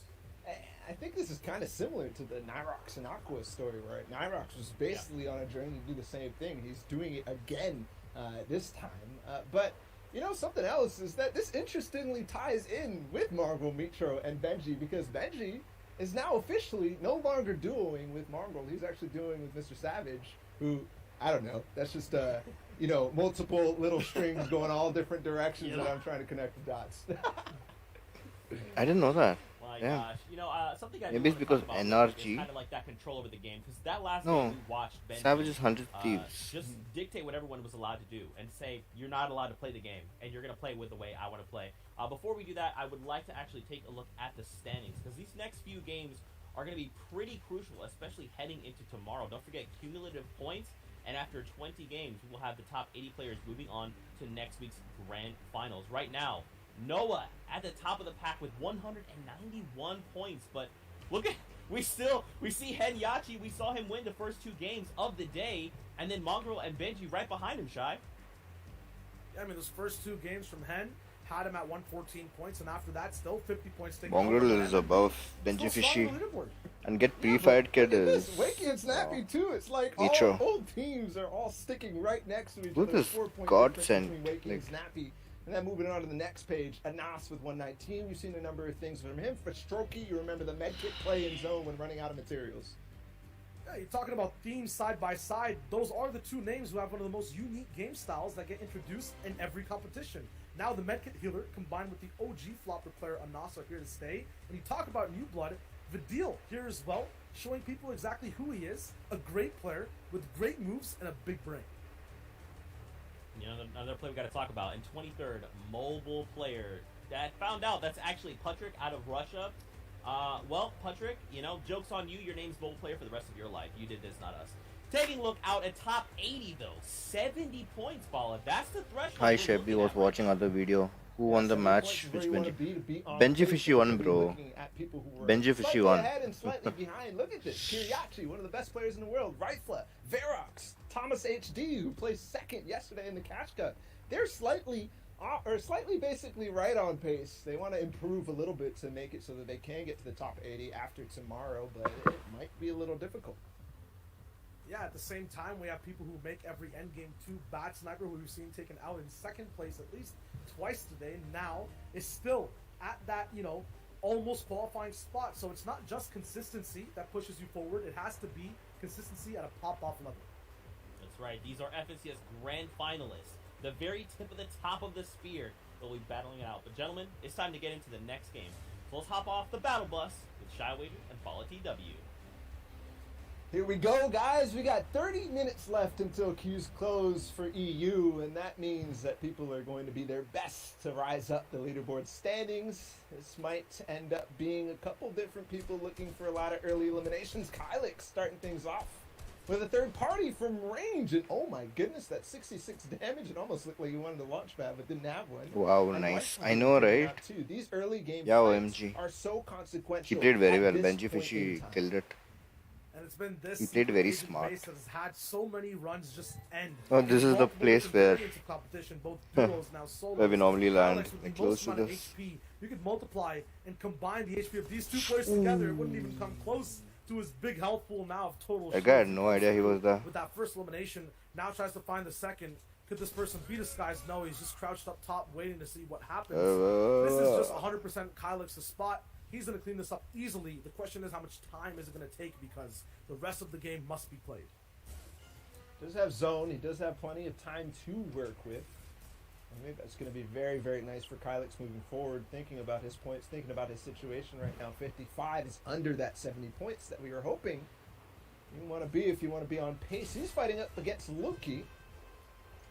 And this is going to be interesting, though. The box fighting style of Kylix, where he was known for, could come into huge effect, though. Luki dives out of the portal potty, and he's going to make it basically go back and forth and tries to catch him by surprise, but that's a quick one. Meanwhile, Snazy, though, up on top. I don't know if Kylix knows, and he does.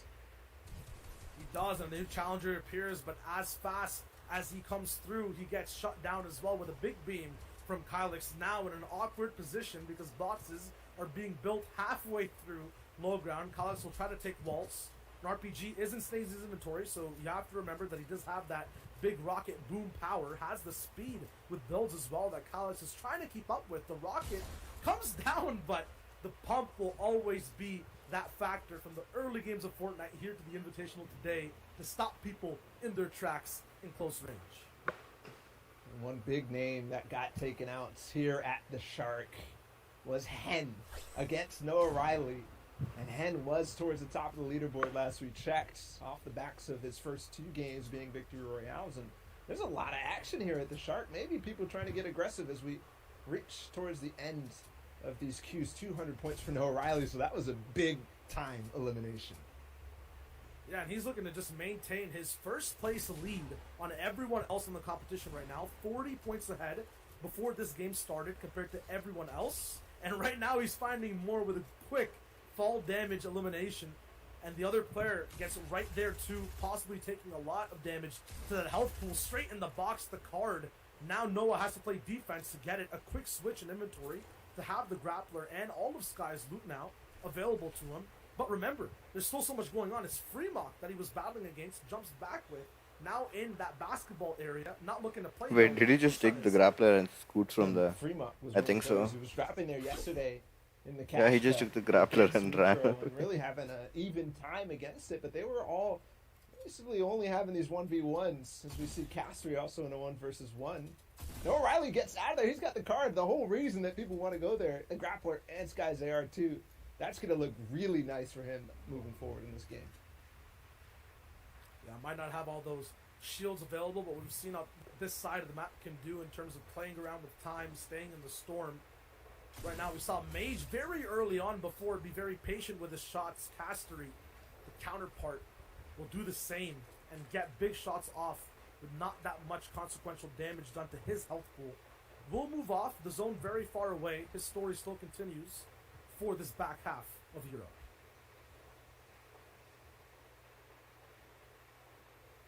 Players moving through the woods. Players trying to rotate on this first zone. Ooh. It's all don't Hit like necessarily twice or always go to thrice. fights, but maybe they do when both players exchange a little bit of shots and then ramp back towards each other. Right on the quickness. Knight gonna Ooh, look nice to shot. find some early damage. You got the AR beams, and this player went right in. That was He's kind dead. of a emotional play there from Riyasser to jump right back at Tonight or Light. And even with the HP, it looked like he didn't even have any shield. He didn't take the time to heal. Yeah, he should have actually No, healed. maybe just interested in getting right quickly to the next game as Q's start to wrap up. Just trying to find a couple eliminations and then get in that last one. I mean, those are the two big storylines, basically, of what is going on in players' minds. We have Noah, who's running away from fights, even with the best loot in the game, to be able to survive and play out for placement. While we have people like Light, like Riyasser, who are looking to get close and personal, box to box, time and time again. You'll notice the peacefulness of exactly where these players are compared to the center of the competition. But still, Noah is smart. He has a lot of eliminations already to rack up in this competition. Just because he's playing passively doesn't mean he can have a say at fast eliminations. Fremox's head was just peeking above that rock, and Noah picks him It's up too with sad. prime time positioning. And one of the things that these guys do when they leave the Shark with the card is they come back around and try to continue to get the loot from the vaults. There's still 2 players here, though, and they hear the grappler. They're ready. This is the baits, the trap that they set up. Noah's got to be so careful if he wants to stay in the lead. It's Fex and Kaspersa. The tension. The vault opens up. Everyone knows now. The sounds are there.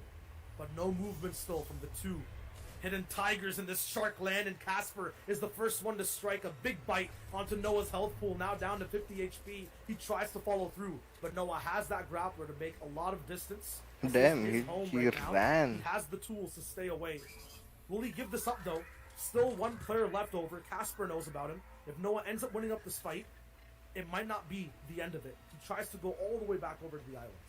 Does he have the materials to actually do this? He did pick up the 2 siphon loot up on the side of this, and Kaspersa out in the sky. But I wonder now if he actually knew that there's a trap still set at the shark. He is going to get the mythic loot at least. My but God. a big end Good to shots. Noah's game right here. Looked like potential for a massive one to stay up where he was towards the top in second place. But maybe not. Another player also playing a sneaky game. It's Lecce against Bad Sniper. And Bad Sniper, remember, from those standings, is at that bottom 80 almost, or the top 80, just at the bottom of qualifying for the grand finals. Obviously, this is day number 1. We have 10 more games tomorrow, but having the momentum, surviving the onslaught of Lecce would be so good for him right now. He does get surprised, though, get some preliminary damage. But can he heal it out? Can he find the moves and the right boxes to be in to stop this prime-time box fighter from getting in and getting the job done? Remember Bad Sniper from World Cup landing at Tilted Towers against a number of very, very solid players, but even throughout the qualifiers, dominating in that exact circumstance against players like Lecce, who did the exact same thing to qualify for World Cup. Great piece control, but Bad Sniper almost even better. But it's not going to be enough to outlast and out-maintain Lecce's composure moving forward. And he does have that Magic Bazooka to make things work. And this is starting to be a little bit scary for a lot of people. Lecce, in the last weekend, did start his performance that was massive on day 1 around this time. Went on a tear of multiple wins in a row and some of the most ridiculous clutch performances by himself. Ooh. And I mean, he's been one of the people that we're kind of eyeing. He has the potential to have massive days. This is going to be one of them, but Chapik's getting massive damage himself. He faces into the box and almost even has to pickaxe. Because the weapon switch is not there, but he does make it work on attacking. 80 My points for God, Chapik, those shots. just over the top 80 barrier. They were right insane. Look at the tone of these games, already down to 50 people. These big names also fighting it out when we would usually see them stay kind of reserved, held back, playing for position. These are edge zone fights we've seen from the deal, which haven't been done before, and this is the result of having those extra games, trying to move in with extra time to get more points. Right now there will be a hunt, some more cat and mouse now in Sweaty Sands, and the deal will be the one all the way up top on roofs, looking to drop down at the perfect time. Finds a slight chance to get some shots in. It's not possible. Right now, though, it's all about getting as many points on the board, and the biggest point thresholds you can get are from eliminations. Yeah. Slow down his pace a little jumped bit up. with 23 points. He did place 4th on day 1 last weekend and still showing up in the different cash cups. We talked about his origin, how we didn't really know much about him before week 1. And going toe-to-toe with players at Sweaty Sands who tend to be some of the best in the world, and he's going to actually back out, not trade too much damage from that, but the heal trade does go in. This is a storm fight at its greatest degree, but with the time remaining, again, you got to take those into consideration, because just like that, that's another 4 points. And moving forward, does he actually play the rest of this game out is a big question for him, and I think he is, because he's not building up right away. Still potential for him to get a lot of placement points as we continue through this game. Remember, it's a little bit more granular. We've already gotten 2 awarded, and as time goes through, it's going to be even more. Look at how bright Fortnite is. Like, it's so bright. Like, water is Spurs so are blue. watching 93.75 Grass is on the so bottom green. left. You have to understand that they Look are at the so sky, it's close. purple. Just 30 seconds alive in game at end game can make up that difference. And at the same time, all these players are at that 80th to 200th place right now. Just so close, tie broken, basically, amongst each other.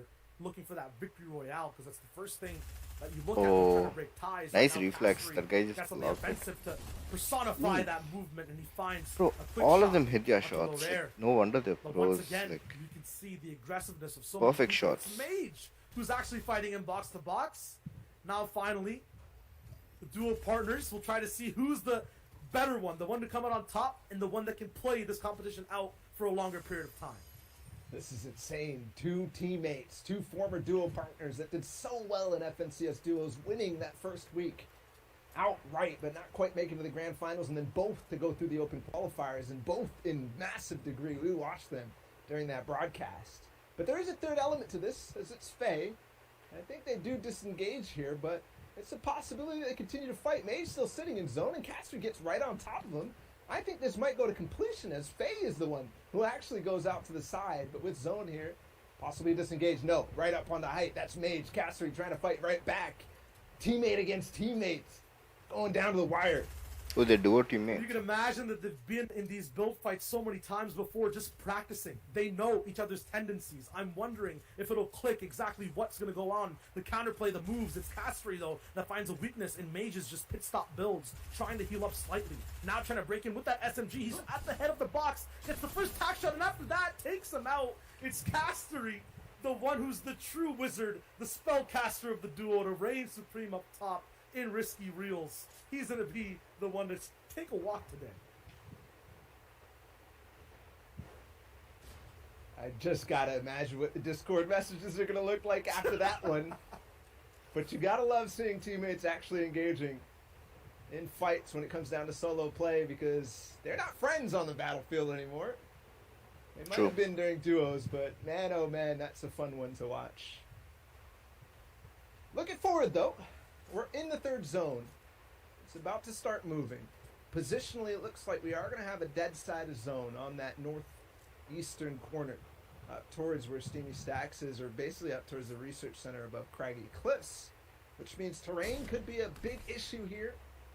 We did see Fex in that Shark early on in the game. I don't see him have vault loot. Actually, he has vault loot, but not the mythic. So possibly he just got that loot and made his way out without waiting for the other player to come back, because it was opened, if you remember that. Now they are going to get into a fight.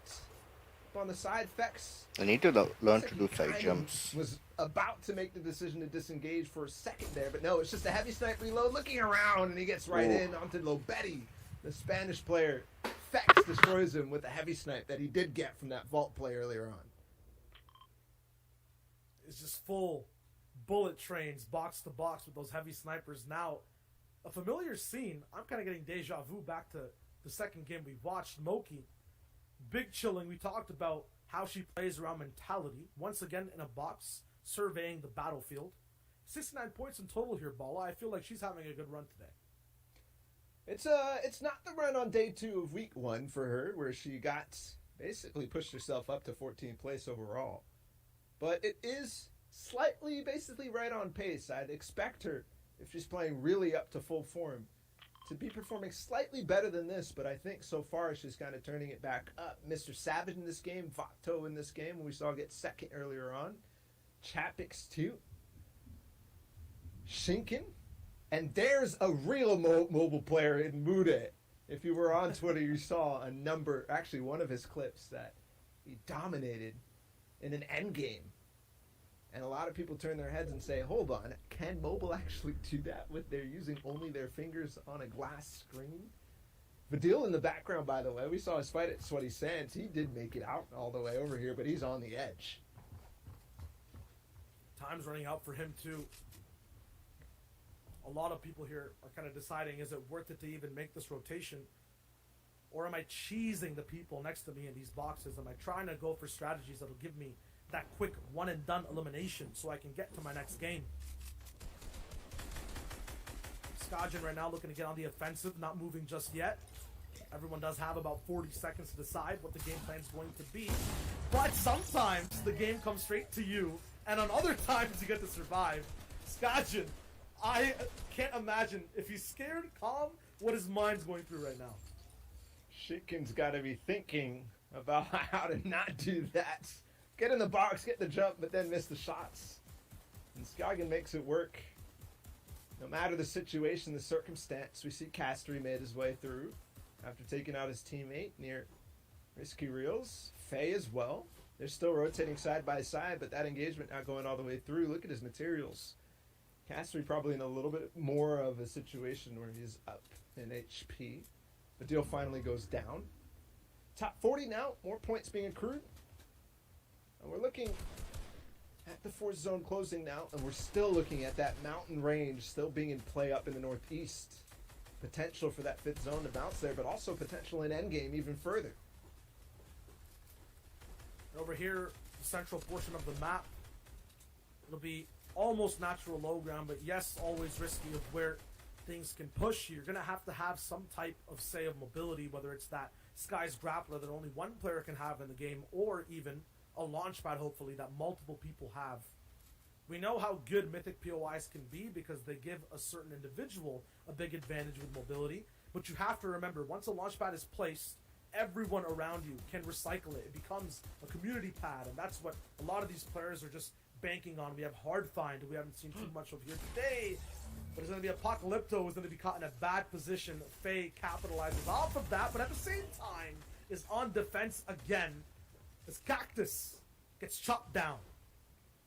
And that's exactly the awareness that you need to put yourself in these situations to win and capitalize on things like that. Somebody sitting right on your wall, and another one diving in with the opportunity.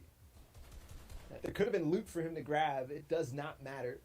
Fifth zone revealed. Launchpad's coming in at this location. This looks like it is right on the south side of that mountain range that I was talking about. Flay and Frenzy. Yes, it is. They're continuing actually all the way south. They need to go even further. You heard the launch pads. Players building up in metal on the backside of this. Flay might have a free rotation, and he does. And it's so free. He gets pressure on the person who built it for him as well. Frenzy Fishy gets taken down after making the pathway for Fue, but now he has pressure by himself from Dan. Robab's right below him as well.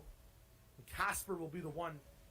Foy and Faye, though, back to back. It'll be an RPG pump combination that Foy will actually deflect, not taking a single hit of damage yet, and almost at maximum mats. He's at basically dreamland of where you want to be with a loadout in HP. The question is, can he wake up before it turns into a nightmare? Because so many people are going to be right beside him. He tends to move. Yes, does have the good decision. A metal box available for him to be in as well. Once this builds up, he can jump into that pyramid, play for more info. Nah, instead, he's going to look for big damage with that minigun. It can be the operating factor in this loadout, but with only 100 bullets left, he's going to have to choose something different to do. Staying too loud, though, he might have a lot of pressure on him. And that RPG is still slightly targeting him. Taking out that wall time and time again. Oh, he's going to use the minigun to break through, and yes, it's a low HP player. That's the wonderfulness of that minigun. He's going to get a launch pad. If he could just flip this stair, maybe rotate it, yes. He gets it, the launch pad, possibly other pickups, at least the loot back up to max, and he does trade the pump for an epic one. Skagen's still in this game. Mulkey in trouble, no shield available. As getting pressured at the same time. Mr. Savage still in this, directly under her. And he's in a kind of low-key position. There's definitely a lot of boxes nearby him, but nobody able to pressure through that massive surrounding, essentially gated community. Mulkey does finally go down right at 27 in Milan. Now 1 second until absolute chaos ensues as the whole server has to catch up to the zone. It moves towards the south, which is where a lot of players are, but at the same time, half the lobby split over to the north. It could be anyone's game right now. Lazen is looking to get beams and make sure that his base is secured for this rotation. Finds one. The damage done on shields, tries to translate it. It doesn't actually work out. He chooses to move forward, stay focused. And this was a player who came through console track. Sure of his PC situation right now, probably on PC. Regardless, he made it through to today in massive fashion. I believe he was in the top 20 on both days. Well, isn't doing well. He catches one in the box, but only a 66 pump, but he follows it up with 110 to take out Styler. As the 6 zone comes to a freeze, we're looking at 7. My god, what were those now, edits, bro? And Too 20 good. players still remaining. Castery and Hardfind in one of them, but box to box. They're not actually pressuring each other. Castery going to take down one player down a layer and get somewhat of a free rotation moving forward, but the zone bounces back. He's actually going to go in and possibly take high ground from the back side of this. Castery thinking ahead, and he has the RPG, no connection. He drops him out. And yes, he does have it, and Kaspersa all the way got down. the He kill. has a grappler. I'm not sure how he ended up going down, but he did. It's the tunnel vision. It's being used to being on hype Oof. for so long in the game Wait, that he get a nothing kill. can stop you. But we know in this season, it's all about the flopper plays. Damn. The connection with that RPG in combination with the SMG follow-up. Castery now has high ground for this Ooh, entire he game. got He's getting lasered. bullied out of it as well from so many different angles. Everyone wants control because we know how you have such an easy time winning from this spot. Still, another RPG being thrown towards Castery. Just one more flopper left. Will he be able to survive and go back up again? 12 rockets. He's looking to send out his other, and now his HP pool, the extra floppers he has, are gone. And the speed on Lizen to be able to reset that quickly as the RPG came through. He heavy snipes in, but not finding the player just yet. No materials really for him to work with.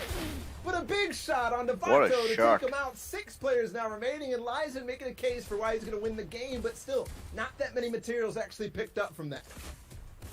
And now a replay of what we saw at DreamHack. Savage is still alive at low ground. Nyrox gets taken out by Lizen, who finally decides to drop down and get action working. My He's God. on top of who I believe could only be Mr. Savage is Castery, who gets taken out from height. Developments on both sides. Sway takes both out, actually. Oh, Lizen now gets a few of what the mats to way use. kills Finally, Mr. Savage on Lizen somebody playing else, out this damn. end game was completely depleted before. He now has height. A 1v1 situation, and it's Sway versus Lizen. He just got so 700 many ammo. materials off of the Mr. Savage refresh that was pinched between him and Flay, but Flay with that RPG still that we saw earlier on the game. On, it goes to a full 50-50. Ooh. And yes, Lizen still connects with the remaining AR ammo to make him win that one. Fantastic performance. I don't know how many limbs he had, but man, he lasted that entire time. And one thing that I That was noticed nice. was how often he had the right tools available for him. That heavy snipe, I don't know how many times it came through. Both of them but it was at used least their 3 AR different more than the combinations, shotgun. and also refreshes to win the game. And that just kind of goes back to the mythic POIs, right? It's like those aren't, you don't need those things to win, right? If you're playing at the top level, you will win regardless of what it is you have. Now, gentlemen, of course, that was an incredible game. Congrats there to the winner. We got to talk about something else, though, and that is What? Nyrox and Mr. Savage. Both of these players were eliminated. Mr. Savage was there in 3rd. I believe Nyrox was in 5th there.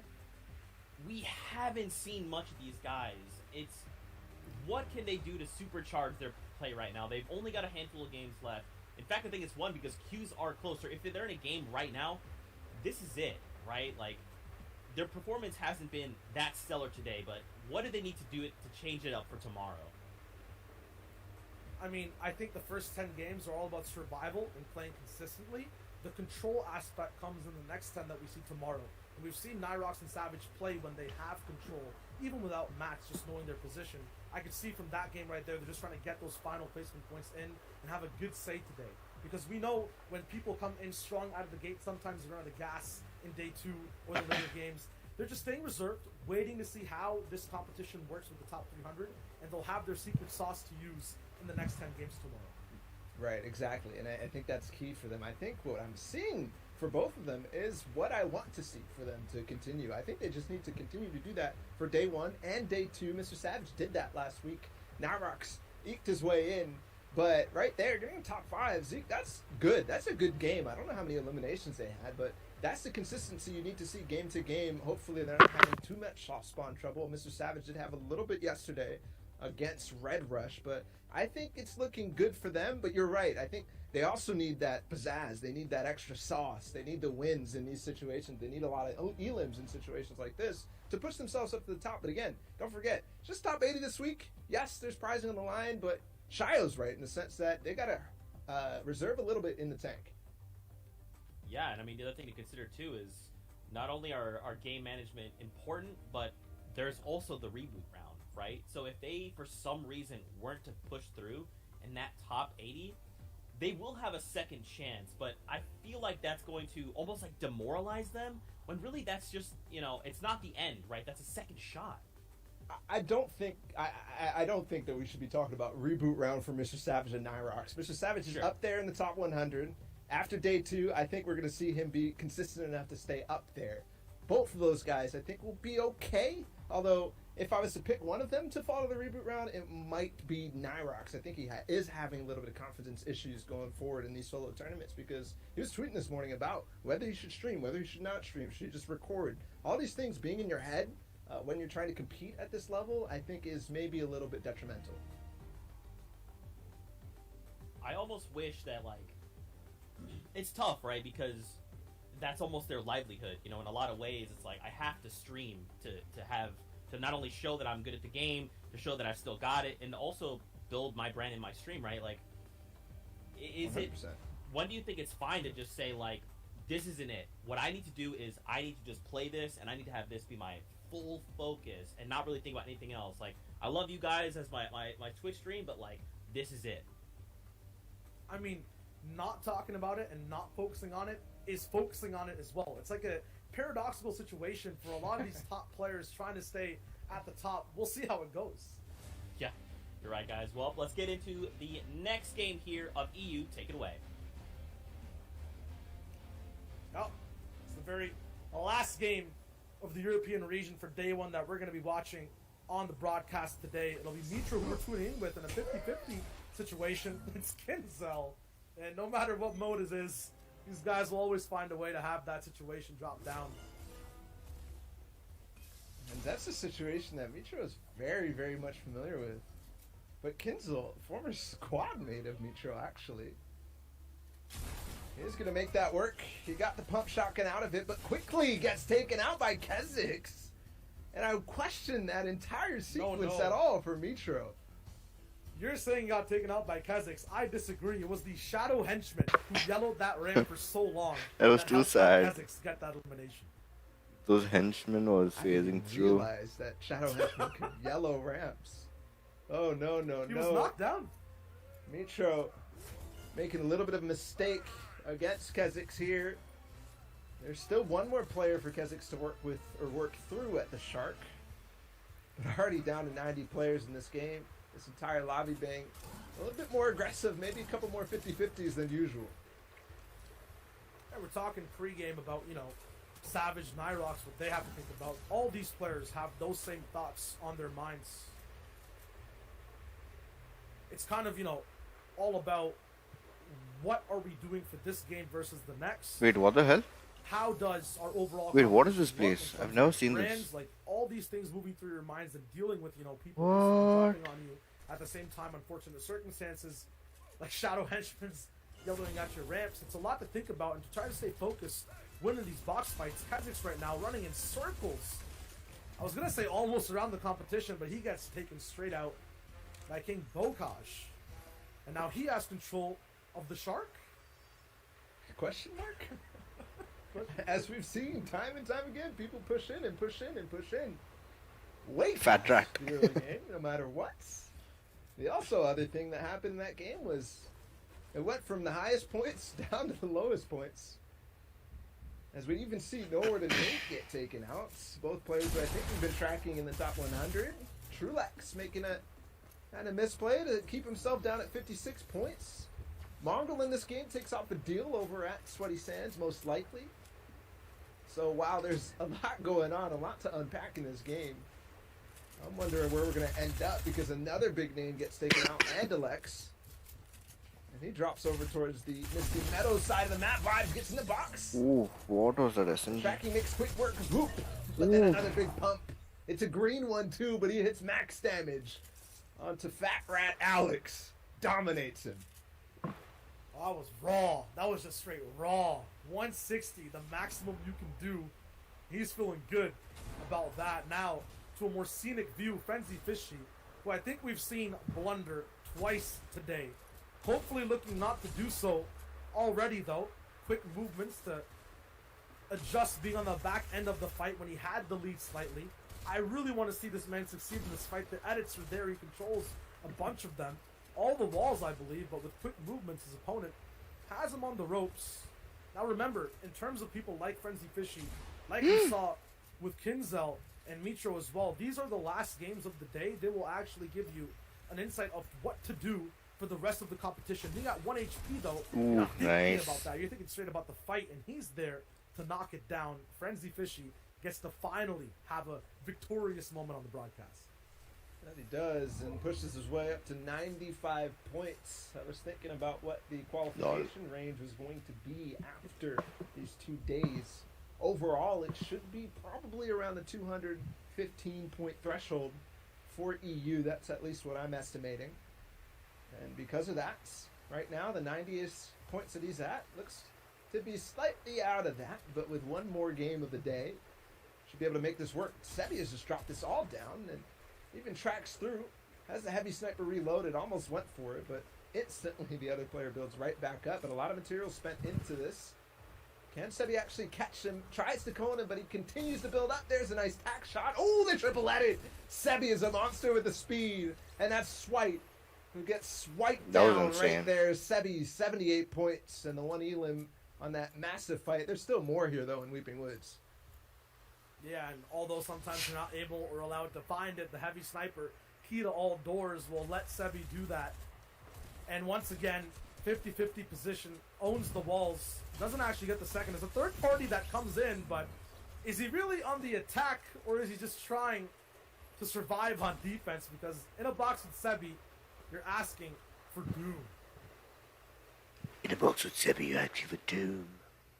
And they both trade heals a little bit. Sebi might have the advantage. I did hear the reload coming in on the other side, so possibly only minis available. Reloading everything. Key going forward so that they're available. Sebi looking for his third in a row. Potential for a quick W. And he does right there. The heavy snipe into the box. Almost gets the wall too. There it is, finally. And you never want to be fighting Damn. for that wall. If you're Matix against Sebi there, but I believe that was actually an old box that he had to fall into from a completely different player, so he didn't even have the control. He had to fight for the wall. There was no escape.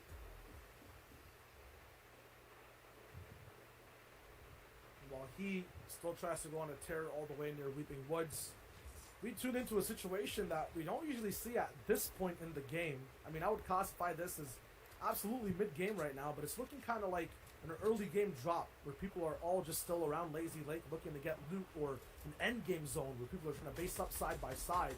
This will not be a situation where these players have an experience having basically 4 people in a box fight at this point. But if anyone can make it out, it should be Fury Legendary coming out on top for this one. We did see a number of shaky performances early game for Legendary in the previous weeks. He obviously still made it through, but not at the speed we normally see from him. It's gonna be a little rough backing away from Eric. The pickaxe still coming through. And again, people are playing very aggressively in this game. As the queues were closing, this is probably what we're watching right now. An effect, a W key game. But you have to wonder, when does it stop? When are people actually full committing? A nice shot from Legendary to take out the player who's chasing him, but another party comes in right after that. He does have the momentum, have the movement to actually make his way back out. So now heals up. Yes, Legendary amazing guns. puts himself right into the state to accept another fight through. Noka from the back, though, an RPG or possibly C4 to make this a big pitch. And I believe Noka got the elim there as Legendary shoots the pump to trade the damage, so starts that fight off really nicely. Yes, it was exactly that. And even gets the loot from it, too. He's got maximum materials. We talked about the man who survives every single situation. Sometimes we're not actually partaking in it. I'm curious to see if Legendary even tries to go for this next, and I would say final box fight, this King of the Hill-esque tournament happening here at Lazy Lake. As more people move in, he knows about third partying. He knows how long this fight's gone on. If he goes for another, it might just be too hot. That it might. And just to explain the kind of concepts we're thinking about when I say committing to this game, queues are closed, and since we are a little bit delayed on what we're watching, players who may be playing aggressively might be doing it for a reason, to get into that very last queue, but the timing's slightly different than these guys are used to because it's only 300 players, and I don't think we've seen a queue system with that, except maybe at DreamHack tournaments on LAN, so different styles. Here's Droban in another fight. This is do or die because I think at this point it's a full commit for the games. And yes, the AR spray. Oh my goodness, last bullet. Last 200 health. HP available. Droban makes it work and also is able to heal himself way back up. And with Slurpee in tow, he's going to be able to get back up to 200 effective HP. Hey, show Mongrel's Mongrel. still in this game, by the way, so he committed himself. He's been Show having me, a little Mongrel, rockiness show when me. it comes to Yes. ending out all these tournaments. Always has good performances up to about game 6 or 7 after that. When it comes to off spawn or just right before the top 10, doesn't actually have a say himself on what to do. Combination of third parties, unfortunate zone switches, He's trying to find a way to just translate that early lead into end game, end of the day dominance as well. And right now his loot is saying that he has the potential to get into a box fight this game and just elevate over and over again. Already one elimination high. He's looking for the next big shot to take. And Mongrel was around the top 6, top 5, right next to Benji and everybody. But a mountain to climb, as it was 50 points between him and what we saw out of Noah when we looked at him in that game where he was fighting at the Shark. So a lot of ground to make up for Mongrel. And this is going to be a very interesting game to see if he can actually rise up. A 50-point game would be around a couple of eliminations and the win. Or if you actually just think about the eliminations in total, 10 elims would be 40 points. So if he can push himself up to that, potential for lots of those extra placement points, because the win is 33 points in itself. So just think about those kind of The win ranges is when you 33 do the math, points? Damn. Trying to see what he needs to do to actually overtake. Right now, a good rotation for him. He's trying to find himself center, possibly up on one of the mountains at the side of Misty Meadows. Well, for a little bit of a lot of the players will already be based up or on the hunt, rather, for either a better spot or a big shot once again. We see, I believe that's Faye. Might be, yeah, it is Faye. Again, who we saw from before. And there's another person right there with the same type of name, Frey, all the way up high. The infamous flopper player that we all know can do big damage once he gets into that final 8-zone storm. Right now, though, all these players who we know for their end-game capabilities have to get through the biggest hurdle, which is this moment, the mid-game. To be able to find eliminations at this stage of games in the competition, if you want them, or are you playing out your games, as Bala said before, there's some people who are in that mindset, but others who are just trying to play passive, and that's where we get Passive. That's where we see the hunt start. Mongrel. By the way, guys, if you're just joining us, we are in the tail end of EU right now. About an hour and 45 minutes. We're going to be hitting the NA East games. So stay tuned for that. If you're looking for players like Stretch, like Tifu, like Booga. If you're looking for players like Commandment, who had a crazy run in week number 1, winning 3 games in a row. You definitely don't want to miss that. Players like Colazo and Nate Hill, who barely made it in. Emad, too, who we had on House Party last weekend. Those are the people I know, It's you coming right know. up after this. The Tifu, Right Booga. now, again, last game of EU, last potential for players to earn their points on day 1.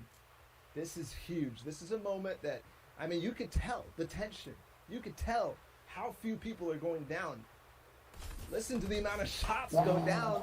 This is what you got to be careful for, because as players are playing close to the chest, they're also looking for easy opportunities, just like that for Larry. Finds a big burst AR shot and a big elim to refresh his materials. It goes over this mountain now, and Larry might be able to position himself just like that I was thinking. But on the side of the mountain, where there might be a couple different people trying to get up here, there's also a lot of people looking for fights that might be a little safer than it would be in Misty Meadows, because on the mountain, there's basically blocking half the lobby's vision. We're looking right now at Putrick, who we saw get a 2nd place earlier in the day. That's just the name of the game when it's a shorter lobby or a smaller one. The sight lines, the things that people are looking for in terms of finding shots and fights, they get lengthened, so there's less cover to hide behind. You can track players easier. That's why we saw LZR get that big shot off, the triple burst to wrap up that fight. Right now we'll see Mobile Player once again, I would say in his natural habitat from what we saw in game 1, all the way up on a mountain, just trying to waterfall down into a better position. This time Rivers around him again. Will it be Deja Vu? Or will we see him fall? That is yet to be decided, as we get a big wide shot of who's actually here, one of the top contenders who's looking to have more points accrued to be able to have a comfortable spot to play from day 2. I believe 2nd place, BL Henyachi 32 is trying to survive as well, and he has a big loadout to play with. We talk about the jack of all trades situation, an RPG to gain height, a heavy sniper to jump into boxes, and one of the 2 big weapons to have a say both in medium and close range, a Scar, a pump, and there is the loadout actually in action, in work that RPG heavy sniper combination. Ball always says it's not duos, but you can still get it done if you have enough room to play with. These guys are so good at sneaking them in. A box fight going up on high ground. It's Mongol again. He's in a little bit of trouble. He needed a lot in this game to make this work, to catch up to that first spot. And Hen's gonna heavy snipe RPG it. Yes! Takes out Mongrel and ends his day. He committed to this game, slight gamble, possibly, to catch up to players just like Hen. And he will fall to a player who's above him in the standings right now. We'll have to see where that actually ends. I believe probably around 156 points for Mongrel, but that's the end of the day. Meaning, he has work to do ahead of him if he wants to catch up. If he wants to retake first place after day 2, we'll be looking at the cumulative standings to determine who wins this week. And don't forget, in EU, it's $50,000 on the line for first place.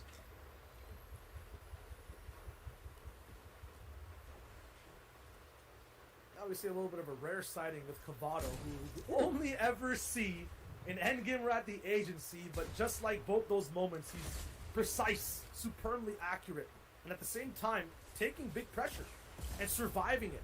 Not even taking a shot of damage just yet. He's looking as strong as we see him in his biggest moments.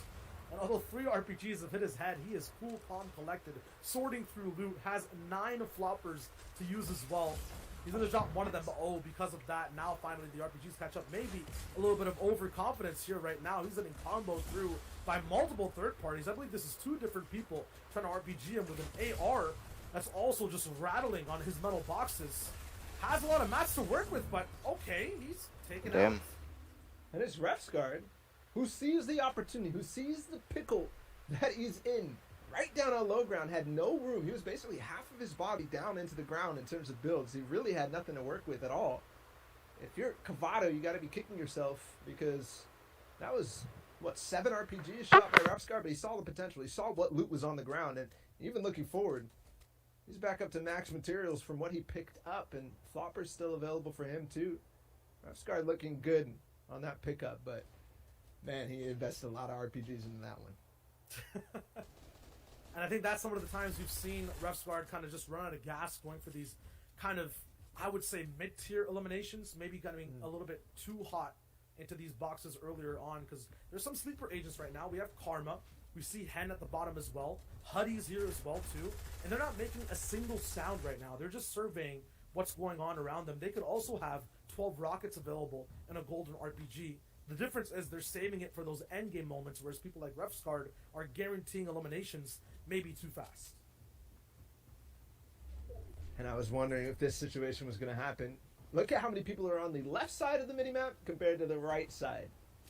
And this is a huge ravine, one of the biggest in the games to cross. So difficult situation. Bokaj is going to look all the way down and find Droban, but no launch pad in his inventory. And being up on height right now, I'm wondering if there's going to be a player who uses it up above. Possibilities are there, but that's really what basically everybody needs, though. Looking at the south side, there looks to be a path down low. Here it is.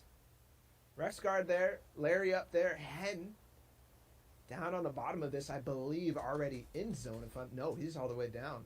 He has a launch pad, so that's good. Picks up an RPG too. Remember, he took out Mongrel earlier with the heavy sniper RPG. He still has that combo. He's going to make the huge gap, but there's so many players on the back side of this. He uses the tree to block off, though. He's so close to going down. But he does find an alcove to heal up for just a second before going up. And yes, he makes it through, but now there's so many more people just ready to beam the late entries who are recycling these launch pads. Hen knows exactly the trajectory people took to get to his spot.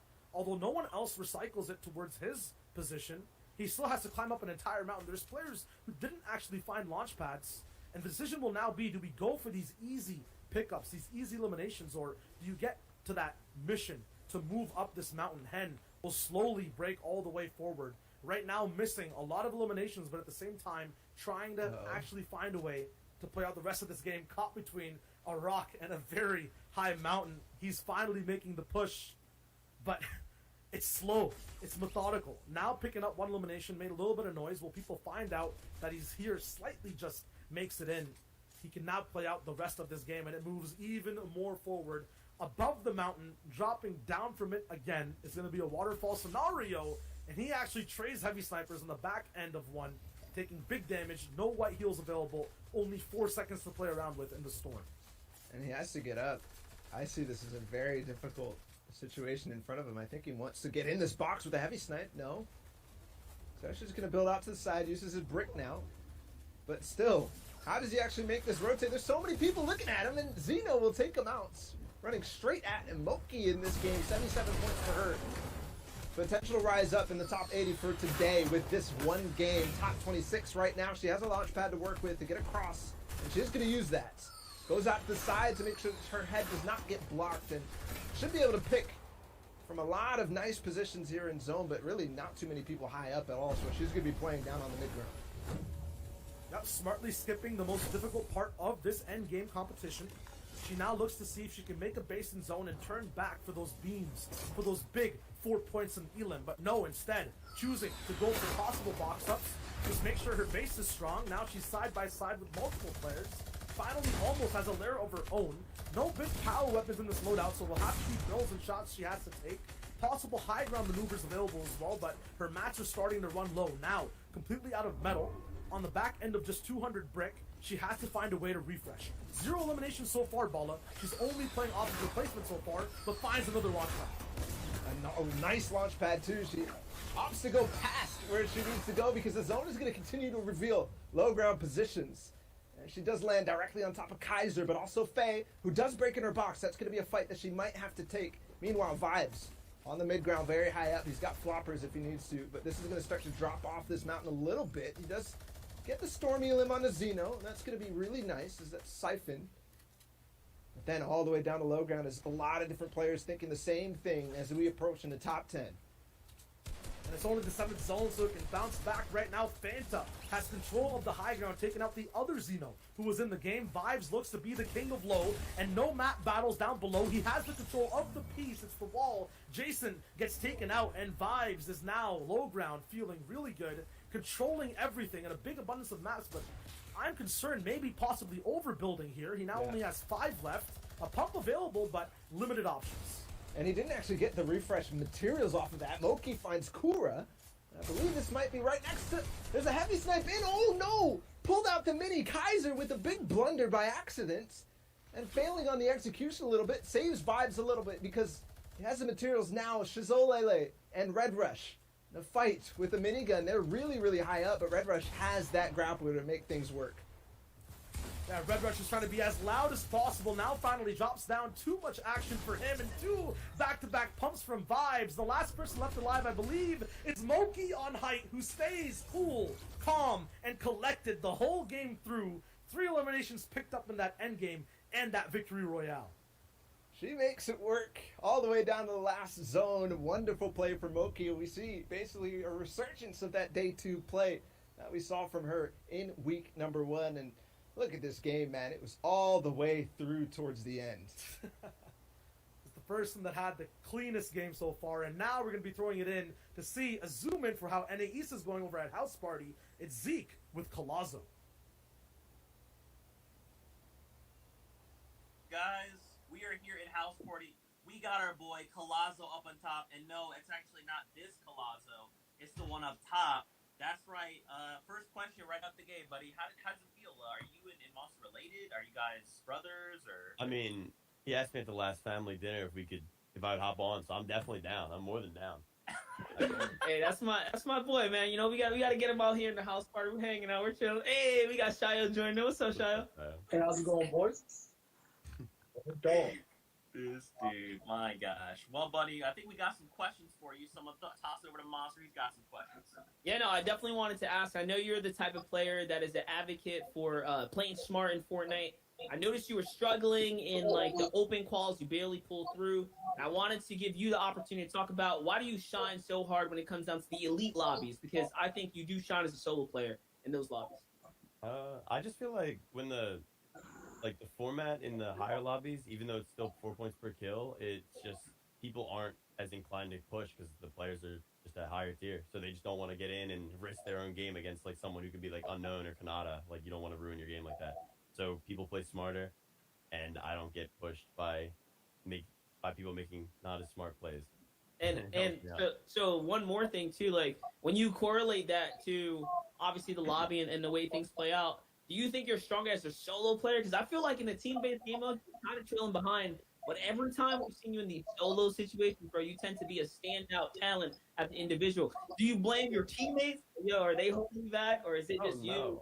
And it's just you just so hard. I'm a much better team player than I'm a solo player. I don't think I'm a good solo player almost at all. Like, And humble. Like no, I've been bad at solos up until like the last few months. I started getting like top 20s, top 10s every year, like here now. But up until then, I didn't really make any money in like the cash cups. I was much better with the team, and I still think I play better with teammates around me. Like especially like I play with Tabs and duos, and that kid Tabs G's nuts. Like he's insane, and we just got. Of course, he like lagged out of a game. His PC crashed. I got a few bugs happening, but like, yeah, definitely could have gone different in heats. I love team game so much better than solos. I'm not good at solos. Maybe now I'm okay, but I don't know. Yo, I just want to say, by the way, Colazzo, congrats on a lot of accomplishments recently. The partnership and thank you, man. I think you had a birthday recently too, man. Oh yeah, you're slaying out. That's basically all I wanted to say. I'm an old man. Have some food in the kitchen. Man. Thank you. Yeah, I wanted to piggyback off kind of what Monster said. You said you're better in team-based game modes. You're really coming up with that solo. So what is it different from you? What makes you think you're not as good as a solo player? Why is it that you think that? I don't think I'm a bad solo player, but like it just seems like in team-based fights, I can work my angles a lot better. I can help my teammate out. Like I usually let my teammate go and do whatever he wants, and I'll like support off the side, and like I'll get 120, 150 damage before we even get into the fight. So it just helps them out a lot. I feel way more comfortable fighting with the team. If I need help, I can ask for help. Very vocal in game, so it's just way easier for me to fight alongside someone rather than by myself. Hey, and recently I've been tuning in with how the Colazzo stream, the journey's going, man. Talk to me about your mental, because you were basically not qualified at one point for this competition. Now you're in and you're dominating, man. How you feeling? Oh, it's incredible. It's 100%. I don't know. I didn't think I even was gonna get to play. I had the event unlocked and it opened for week 1 and said I could play. And I was like, all right, like I'm going into it with the mindset that like I don't really care how I do. I shouldn't have even been here. I'm not gonna take it too seriously because if I don't fall, whatever. And I've been doing a lot better with that mindset. When I take it super seriously, I get a little nervous. Like I know I have viewers watching me that have high expectations. So when I just don't take it too seriously, like I do so much better. Yesterday's Cash Cup, I got 3rd. I was literally sitting there like, I don't care if I win this game. I don't care. And I like, it's so much better for me. I don't know. Takes pressure off, I think. Dude, that's awesome. Well, apparently, guys, confirmed, Colazzo's a much better team player, so he's already really good now. So pair him up with someone, he's going to be even better. That's what I'm hearing. Love to see it. Colazzo, what we're going to do is open the floor, let you plug anything you'd like to plug, my man. All right, I mean, it's just Colazzo on any social media, CO1AZO. I just didn't get the L originally. Unfortunate. It's a 1 on everything. So yeah, Twitter, YouTube, Twitch, TikTok, if you really want to. It works. So give this man a follow. He's incredible. All right, guys, I'm gonna go send the show on a break. So you guys keep partying. I'll be right back. All right. Perfect. There we go. There it is. All right, Fortnite fam, that pretty much wraps up all of EU. We are getting ready to go to a break here, and when we return, we will have the EU standings. But the biggest question is, who in NA East will perform and push on? Because don't forget, the top 80 are qualifying in through Grand Finals. Thank you guys so much for tuning in, and we can't wait to see you guys in NA East. So we'll see you guys in just a little bit.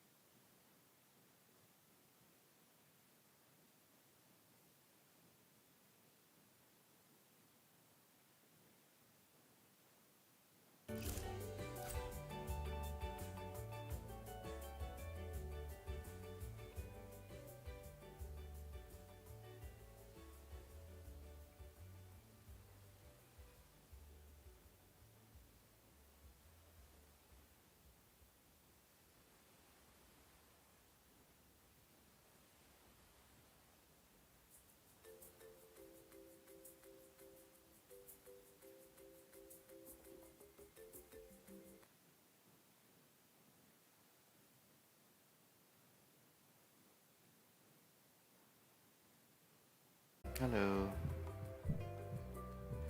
Hello. Hello. Hi, Yasin. Hi. Okay, give me 1 minute, bro. I'll set up the stream. Okay. Okay. Okay. Okay. Thank you, thank you, thank you.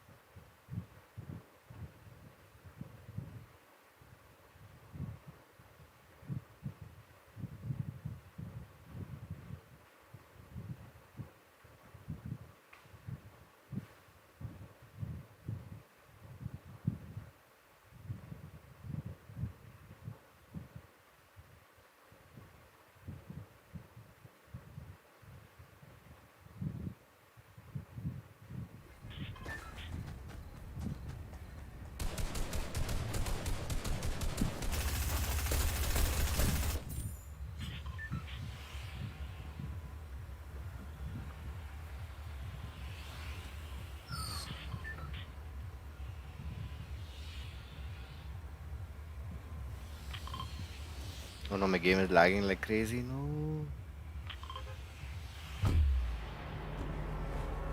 Oh no.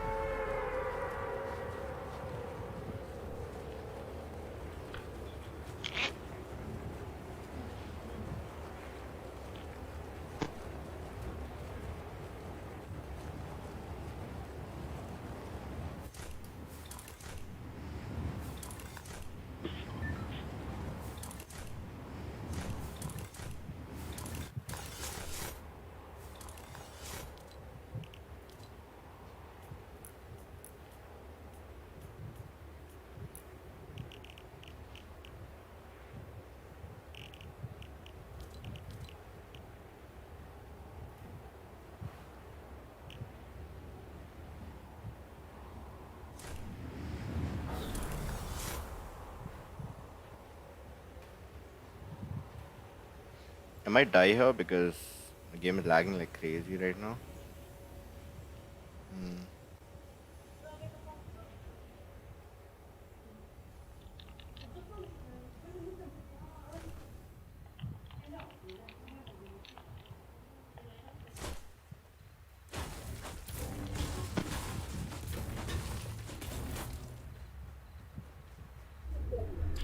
Oh my god, my game is lagging like crazy.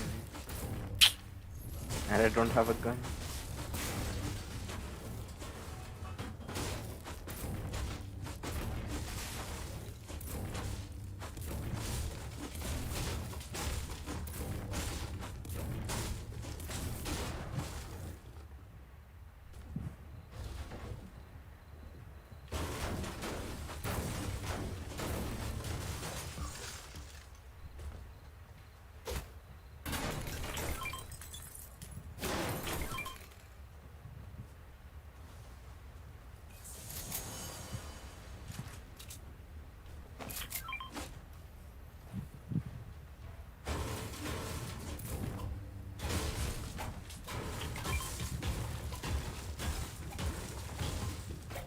Bro, give me a second.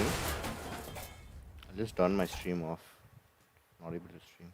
Now he doesn't feel like he can perform up to his standard. He's going to be trying that today. 45 points so far. That's got to be leading the pack, and there's a big frag to start things off in this endgame. But 38 builds. We saw a massive game from him in the Cash Cups recently. He's going to dive right on top, and yes, another one. Not to who. And backup materials-wise, he misses a launch pad, but finds another. And perfect. The bounce might have looked scary, but he finds himself almost perfectly on a mid-ground layer. And this is the best position to be in, looking like he never missed a beat on where he had to be this game, especially near the end of it, on where to get eliminations, where to stay safe. Right now, though, no white heals means he needs to find some type of siphon from anyone else, and if he does, that's a possibility of floppers. And we all know what happens when you combine Booga with floppers. You end up getting a big victory royale, especially at this point in the game.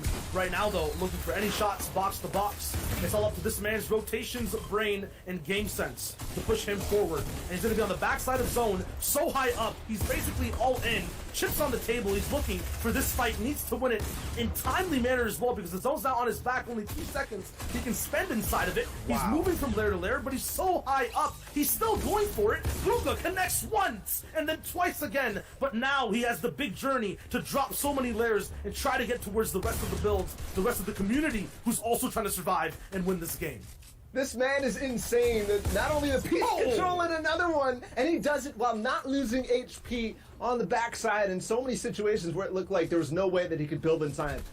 Takes out AJ, but now 2 builds left. He's got to be careful if he drops one more time, but no, he realizes another player in zone is Mega. Booga finds the floppers that she talked about finally for Mega. It's only 1 though, and zone goes so far. He's got to look for more. There's 1 more player in zone. He knocks a couple.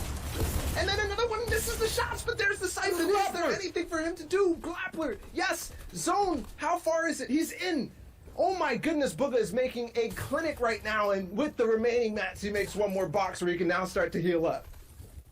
No matter what's happening, even if statistically he's not supposed to survive a situation, this man is staying hyper-focused, playing like he has 2 brains in his skull, just so smart in decision-making on where to go, who to be next to, and which fight to take right now, is aware of everything but does not have the opportunity to find the shotgun shot there. It's now going to be all up to visuals, Ghoul and Bludge. And Bludge waits out in the storm as Ghoul picks up a big elimination now. A final 1v1 between these two players on a zone that is just absolute chaos. These builds causing, I wouldn't even say, an ultimate high ground to exist. These guys are going to try to drop down, edge in and around each other. And it's Bludge with a big swing of his tactical shotgun, taking out Ghoul as he tries to drop down. That's a huge shot. 5 eliminations for him, though.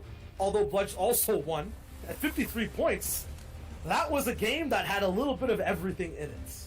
That it did. I mean, Booga with the eliminations and the way that he made it through. We saw a number of different players completely shambles on loot. I'm thinking visuals make it towards the end from situations that we never thought possible. That was one that I got to go watch back to really see actually what unfolded, because there was too much to even watch in my mind.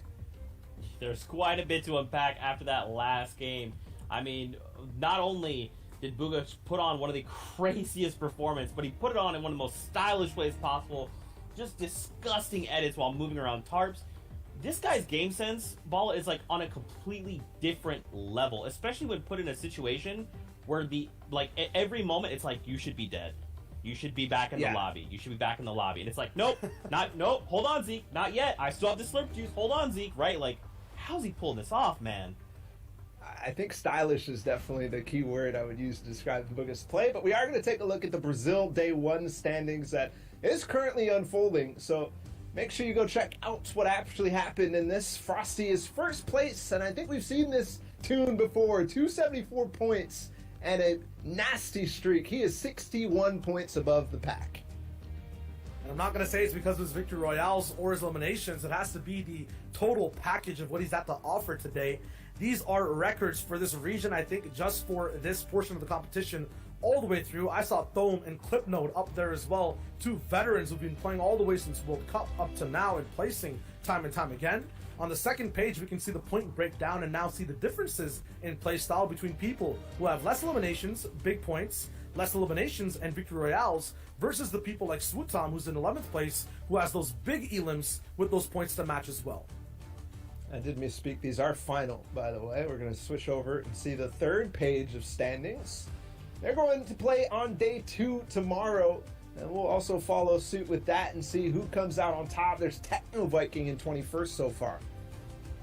Yeah, it's a name I haven't seen in a very long time, at least just from my eyes. I know he's probably been playing hard time and time again, but hey, shout out's one of the coolest gamer tags I've ever seen, and every time I see him on top of these Brazilian leaderboards, they're just...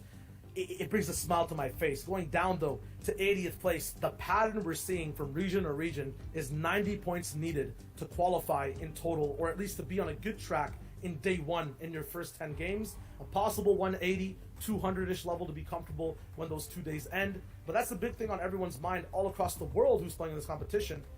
Where am I standing now after my first 10 games?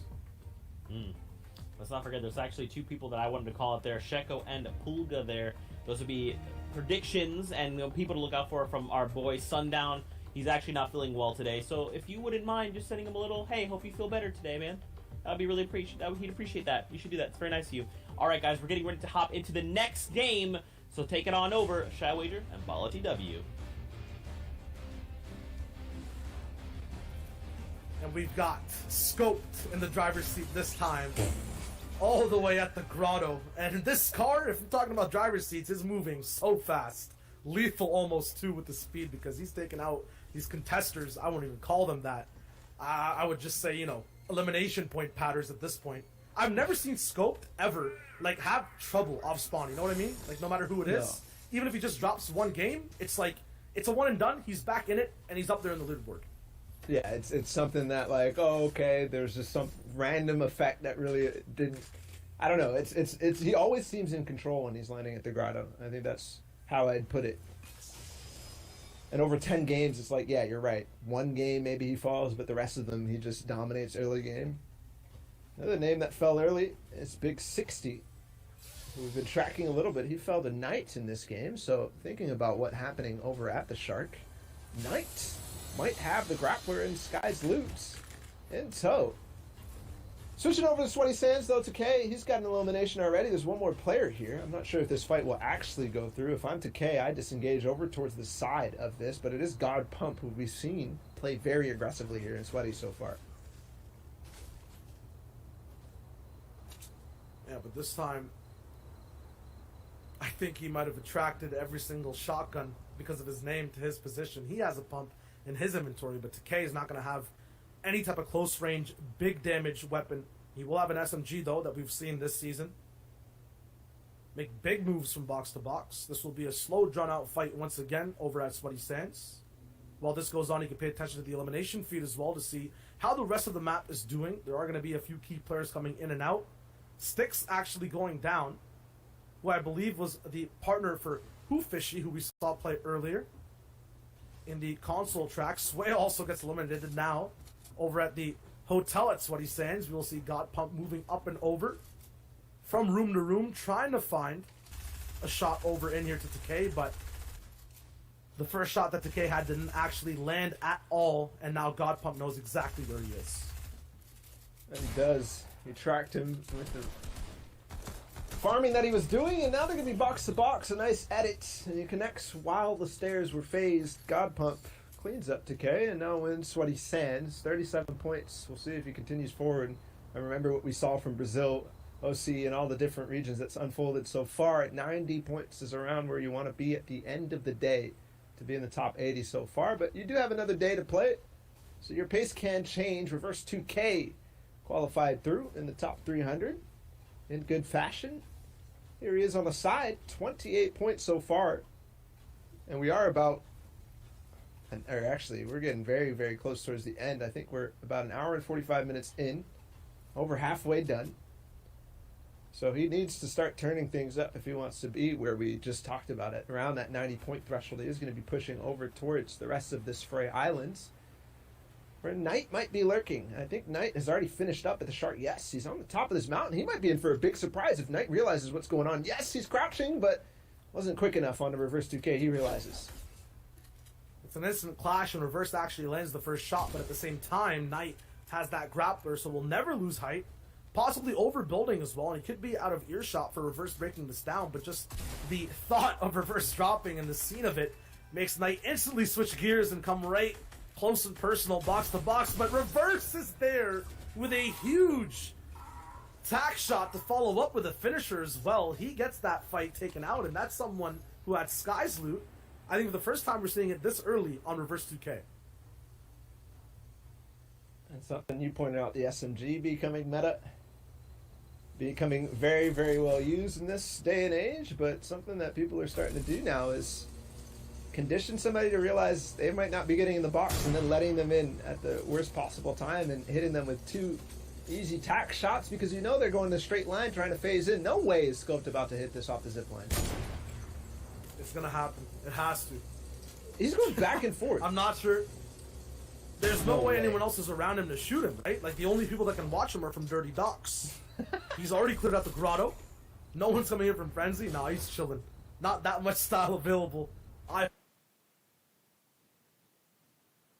Insta beam, right, as you tried to go like in your box. Hard briefed.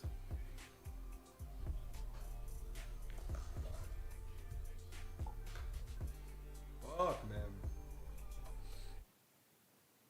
Down to Dirty Docks where Funk Bomb tends to land, but he could have also been encroaching on his area in the grotto. I don't think so, though.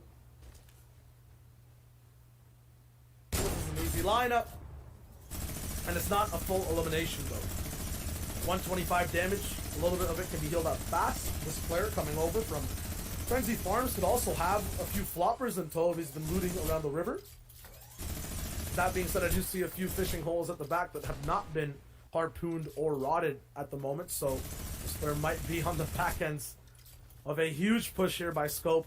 And once again, in Scope fashion, he'll put down pressure and never stop. It's Benny that gets taken out, but now Scope is on the back end of a huge response from someone else, and he can't actually find a way to escape just yet. It's Beef who rolls up on him, and we're just seeing people who I would assume to be main characters of this play, of this game, now just taken out early on. The thing about the minigun, man, it makes a lot of noise as you come off that mountain.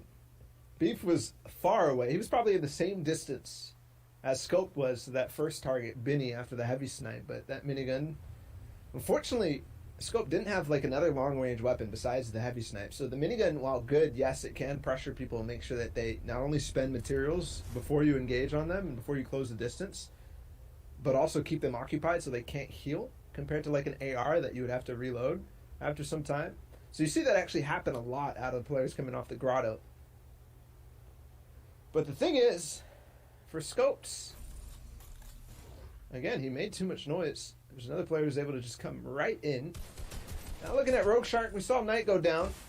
Here's his counterpart from FNCS Duos. The RPG, double RPG, almost gets the tac shotgun to follow up. But now he's found where the player is. He's tracked him all the way back into this box. But all of a sudden, he's up and about. And Shark still has to find out where he's at. There's a lot of space now for this player to actually go back into, though. Yeah, this player on the defense right now is just moving really well and not letting Shark have any say on finding whichever box he's going to land in or heal up in. That being said, though, it's a huge investment, and if Shark actually prolongs this fight, he'll be kind of on that advantage. It's going to be Spark G that gets taken out, but I'm going to commend him for the way he moved around that fight and lasted as long as he did, because usually people would either give up by that time or just, you know, get taken out by the offensive push. Potentially a little bit too much building in that case. Maybe the movement was good, maybe he was sneaking away, but wasn't actually able to utilize all that space that he created for himself. Another fight, Weigel's in, and he's able to actually, that was really nice from the opposing player, holding the stairs and then flipping that, but Weigel's in his box. Now he's got to be really careful he doesn't take opportunity for that, because maybe this is actually low HP on the backside of this fight. Weigel, though, continue with the pickaxe through the box, looking like Zexford from Winter Royale. There's heavy snipes all around, too, taking shots at it, and there it is, the phase in to finish it off. Spar almost got away, but it just wasn't quite enough. Now Rogue Shark looms around to possibly continue this fight. In the elimination feed, though, we see a clash of both new players and old, as Woes takes out Aspect. We saw Woes play in those open qualifiers, drop huge 20 bombs, 30 elimination games as well, or that was Finesse. He got close, but they didn't get to that 3-0. Still, we can see that he has that difference in play style, and he's able to both turn on the gears and at the same time delve it back and go for these picked off fights in the mid game. Beef has so much decisions. He's like trying to figure out what he wants to pick up. Does he want to carry Brutus's minigun? Here's a heavy snipe shot. Yes, it connects. Is this the time now to pull a scope? Yes, the minigun immediately picked up. Immediately the pressure going down, but you got to be careful in this second zone as there's players now around. This is an opportunity for third parties, but he's going to be able to use the line of sight of this mountain. He goes in, yes, phases through the cone and the floor. All of a sudden, he's got to make sure that he doesn't stay on this minigun, because instantly he could get pumped, and the minigun, not that great when you end up in those situations, because the damage output of attack is a little bit better DPS-wise, but boom, Beef finishes it onto Severe, and it's another controller player who goes down. That's 4 in a row in that one sequence, essentially, from the start, scoped onto Binny. Then another one. I mean, that's ridiculous. That's a prime example of conditioning your opponent in a box fight. He was just on that minigun time and time again, finally decided to switch over to actually claiming builds instead of, you know, putting pressure down, and he got that win. Similarly, right now, Einsight will look to possibly start that conditioning over again. Doesn't actually need to, has the beams, but no, there's some defense over from his opponent on that Dynamo skin, building all the way up high with that bandage cannon. Gets about 30 HP and healing done, but Einstein is still on the hunt, still on the walls, and he gets in for the second time. Now can he find a way to shoot over? No. Does not act fast enough, and there's more escaping going on. He heals, or he hears every single heal get popped, but can't do much about it other than just try to get in the box time and time again. Notice, though, every single build that Einstein uses, it's about 4 that this opponent Dynamo skin is using to just get away. He's only just been pickaxing his walls and his floors, dropping down no. Disrespectful pickaxe. JB, not like this, my friend. Oh my goodness. Einsight is a wrecking ball with that pickaxe straight through the walls, metal or not, the entire way. I made the Zexro pickaxe reference before, but man, that was basically it. Just evolved. Wow, did he just pickaxe forever? And then to finish it off, that is the biggest insults. And risky, man. You're in FNCS Invitational. There's 58 players alive. Look at the map. How many players are literally not doing anything? Cloud has not moved. And this man is pickaxing through probably at least 70 builds worth of materials from his opponent. Wow. And yeah, this is the opposite standpoint, where players don't do much, but as we say that in the distance, there's a build fight going on to the highest point of elevation possible, all the way up on that mountain. Cloud can't see it from this perspective, but I think Bird is being taken over from his nest. That being said, he was just waiting, actually, not to play passive, but to see if he could third-party anyone else's fight. You said Cloud hasn't moved. Right now, he's trying to make some moves to get into this box. And clams right down on Zoom again, who I feel like if is in a game that we're spectating, gets taken out every single time. Yeah. Saw him earlier get taken out over towards Weeping Woods in one of the previous games at the start of NA East. Now we see him again against Cloud. Cloud barely making it in to week number 2. Just barely on that side. But looking again on towards the other sides of this, we see Booga. We saw Roller in the distance. 86 points for Booga right now. And after that performance we saw in the last game, again, we're wondering, is this where he stays at the top on day 1 of week 2? It's potential for Booga. That's basically what I'm seeing in the solos mode. The world champion tries again, and if we see him at this stage of the game, I think we're going to see him a lot more. And right now, I would say like maybe 100 points is very comfortable to end on in this day. Obviously, he's going to be shooting for more, but a good game here, surviving to at least top 10 is what Booga's going to be looking for. Getting a little bit angsty in the pyramid in the box.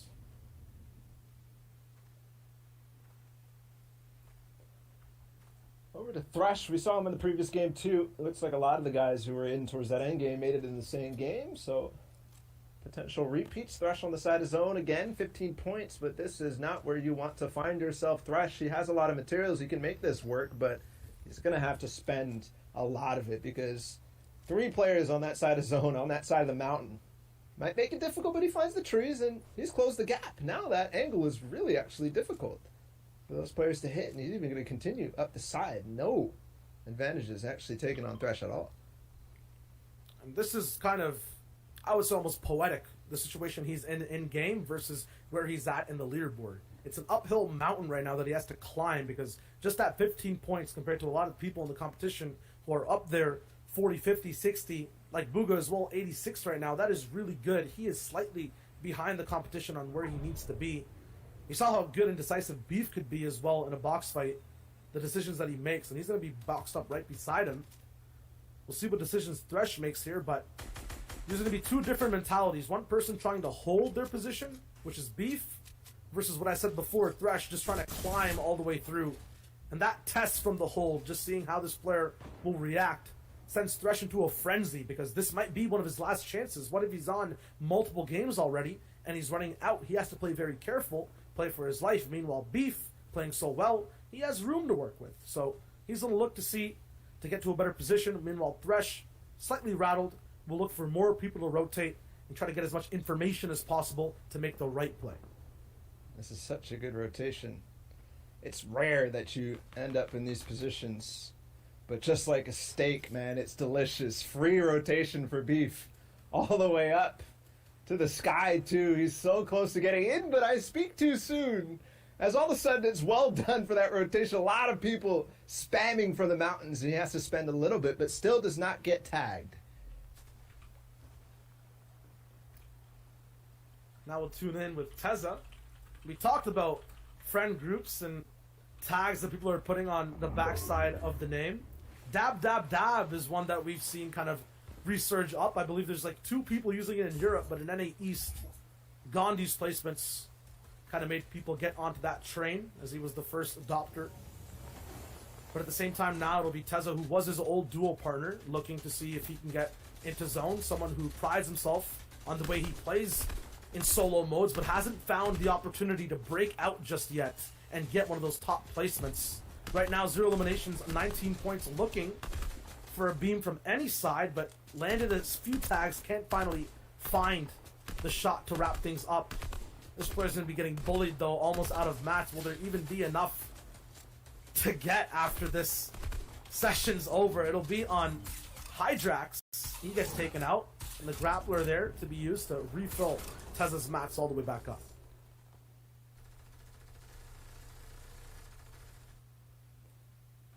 Looking at who has positions of strength right now as we get ever so close to this end game. Coop down on the low ground. I saw Booga possibly in a good one. I saw Roller as well.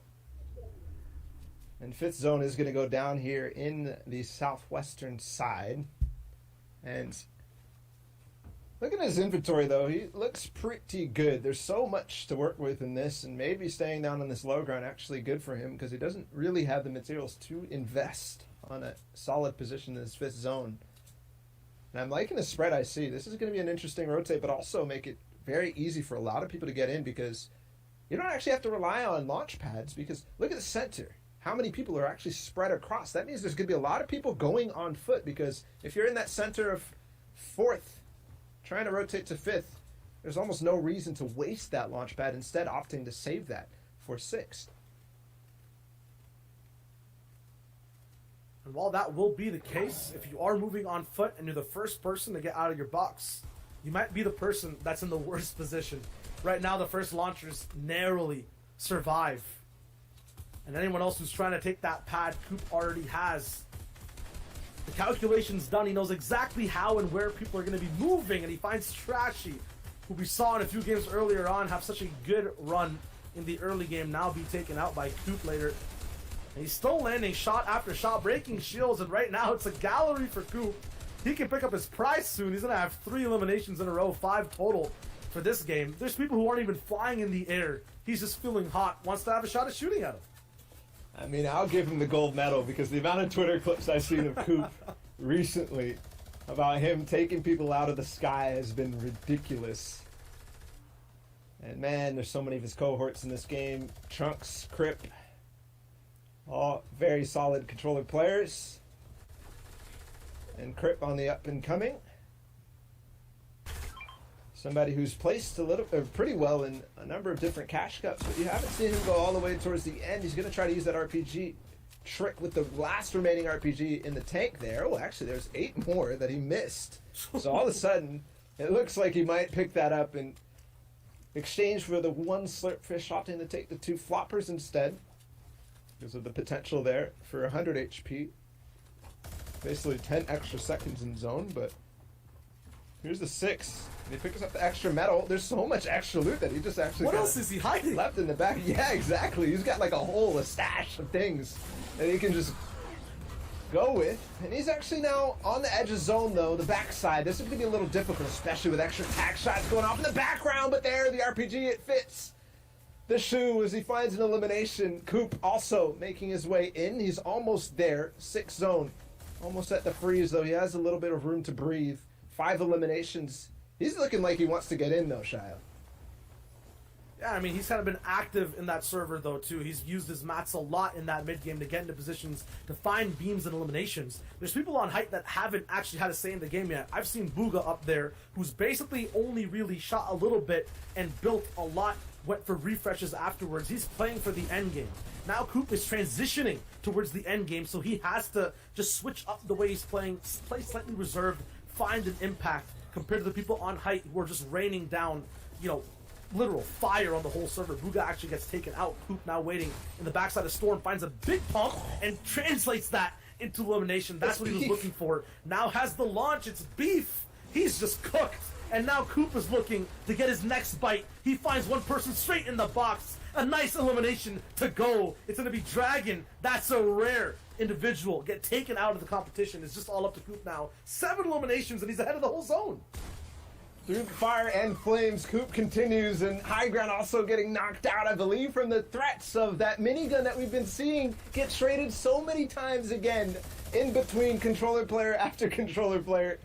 Crip does lose it, and I believe, yes, up above, it is our wonderful player, Uncoop, who is pressuring him from above, and I think Crip needs to get down, and I think he needs to get down quick because 7 builds remaining.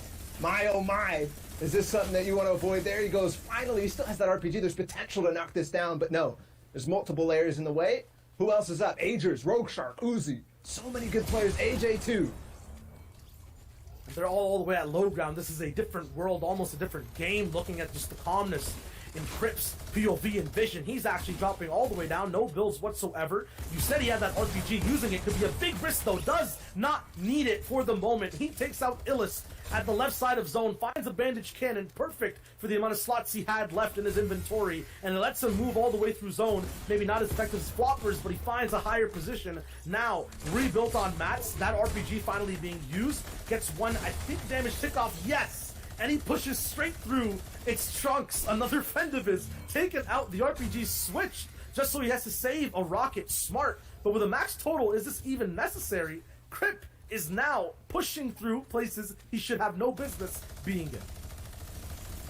As the RPG, the minigun still raining from above by Coop. A nice RPG combo with the shotgun. Oh my goodness, that was so close there for a second. It looked like that player sneaking in the builds. The old structures almost takes a big fat shot on the Crip. But for now, still that minigun I think is going to reign supreme. But Crip is getting up. He's getting closer. And it's actually Zuni's who has it. And I'm not sure where that came from. Coop is nowhere to be found. And all-out brawl down on low ground. Astonish is going to come out on top of that as Pezza takes out Rogue Shark. Now 1 versus 1 versus 1. And this engagement here up on high is going to decide a lot because Crip, with the RPG, only 1 build left. He has to go down. He's got RPG, but no, he lands right on top of that. A little bit of fall damage, but then Astonish. 1 more to make it 5. 1 versus 1. RPG reloaded. The minigun who's been pressuring him for this entire time finally elapses. As the minigun pressure stops for a moment, gives him the opportunity to take that mini and then go forward. He's got high ground from the mats that he took off, and he's got the win onto Zuni's face as 6 eliminations for Crit to make it 88 from what I think was around 40 points to start things off. That's a really, really good boost up for Crit. I mean, that's what we're talking about. That's what's literally momentum personified, incarnated on screen. This man from the depths, we called it maybe 3 or 4 times, was not supposed to survive at all. Just brought it all the way back to the final 1v1. That clutch pyramid edit to bring it down and onto an even level 2, and have the choice to stick with the pump. I mean, he took out so many people. I love it when people choose that big boomstick to use and land shots with it in the final moments. I feel like this has been the story all day. Players who have no business and should have been eliminated so much before pull off these insane victory royales. Let's take a look at standings here as they are. Roller right now in your number 1 spot. He is tied with the solo world champion Booga. The only thing separating them, Bala, is a single victory royale. Yeah, but something to note about that last game that we just watched. Tabs G was up there. I'm not sure if he was in that, but Rogue Shark was. And same thing with Booga and Roller. They had these points already. They just did not actually capitalize on that game, and guess who did? Crip. And now makes it 2 points. This might be the closest that we've seen these leaderboards up to this point, and we might still even see towards the end of this day a very close day 1. I mean, Blake, a person who was just rolling by to qualify for this portion of the competition, is now in the top 10 at 9th place. We're going to be moving forward and past the top 10, though, to see who's actually from 11th to 20th. Beef, who we saw last game, makes strides both in boxes and the end game, will be 18th overall. You talked about people pushing the limits while other people stayed stagnant. This man is definitely doing exactly that. 74 total points, 10 total eliminations. Now it's all about still moving forward, getting that, and using it over and over again. And we talked in EU about duos being right next to each other. Nut and Twixie were there, right beside each other. And here's the 3rd page of results. A lot of big things here. D-Gen is up there. We saw Icy up higher even, and those are former teammates too, hopped and trunked right next to each other at 67 and 64 points. Visuals, we saw have that previous game, one of the best performances from down below, but here we're looking now at the top 80, and don't forget, this is where, Zeke, you need to be at the end of day 2 to qualify. That's right, man. 41 points is that barrier you're looking to make. I mean, you know, there's other people out there that we have to talk about. People like Big 60 right now who are sitting around 131 place. I mean, had a strong start. People that we expected to do well, but cannot quite make it in there. You know, it's okay, though. Like we always talk about, there's 2 days to talk about. What's up, Shy? You got something for me? Hey, don't sleep on these people, Zeke. I'm telling you. These guys who are always at 70th to 80th place, they somehow rise up. The top 10, especially in these top 300 formats, never stay the same. And I think something to note, too, is that, yes, we might be really harping on being in the top 80 and also being first in these weekends, but when we get to the grand finals, it's almost never those people who've been performing time and time again throughout all the different stages. I mean, you think of Bizzle back at DreamHack Anaheim, and I didn't have him in my mind at all when going through the qualifying stages of that tournament, and all of a sudden, he's second place when it's all said and done. That's right. Well, guys, thank you so much for coming on, casting the games. Now, Fortnite fam, we are going to go to a break. When we return, we'll come back with Monster D-Face and our good friend Clay for the final few games out of NA East. Don't go anywhere. You won't want to miss the results. We'll see you in just a bit.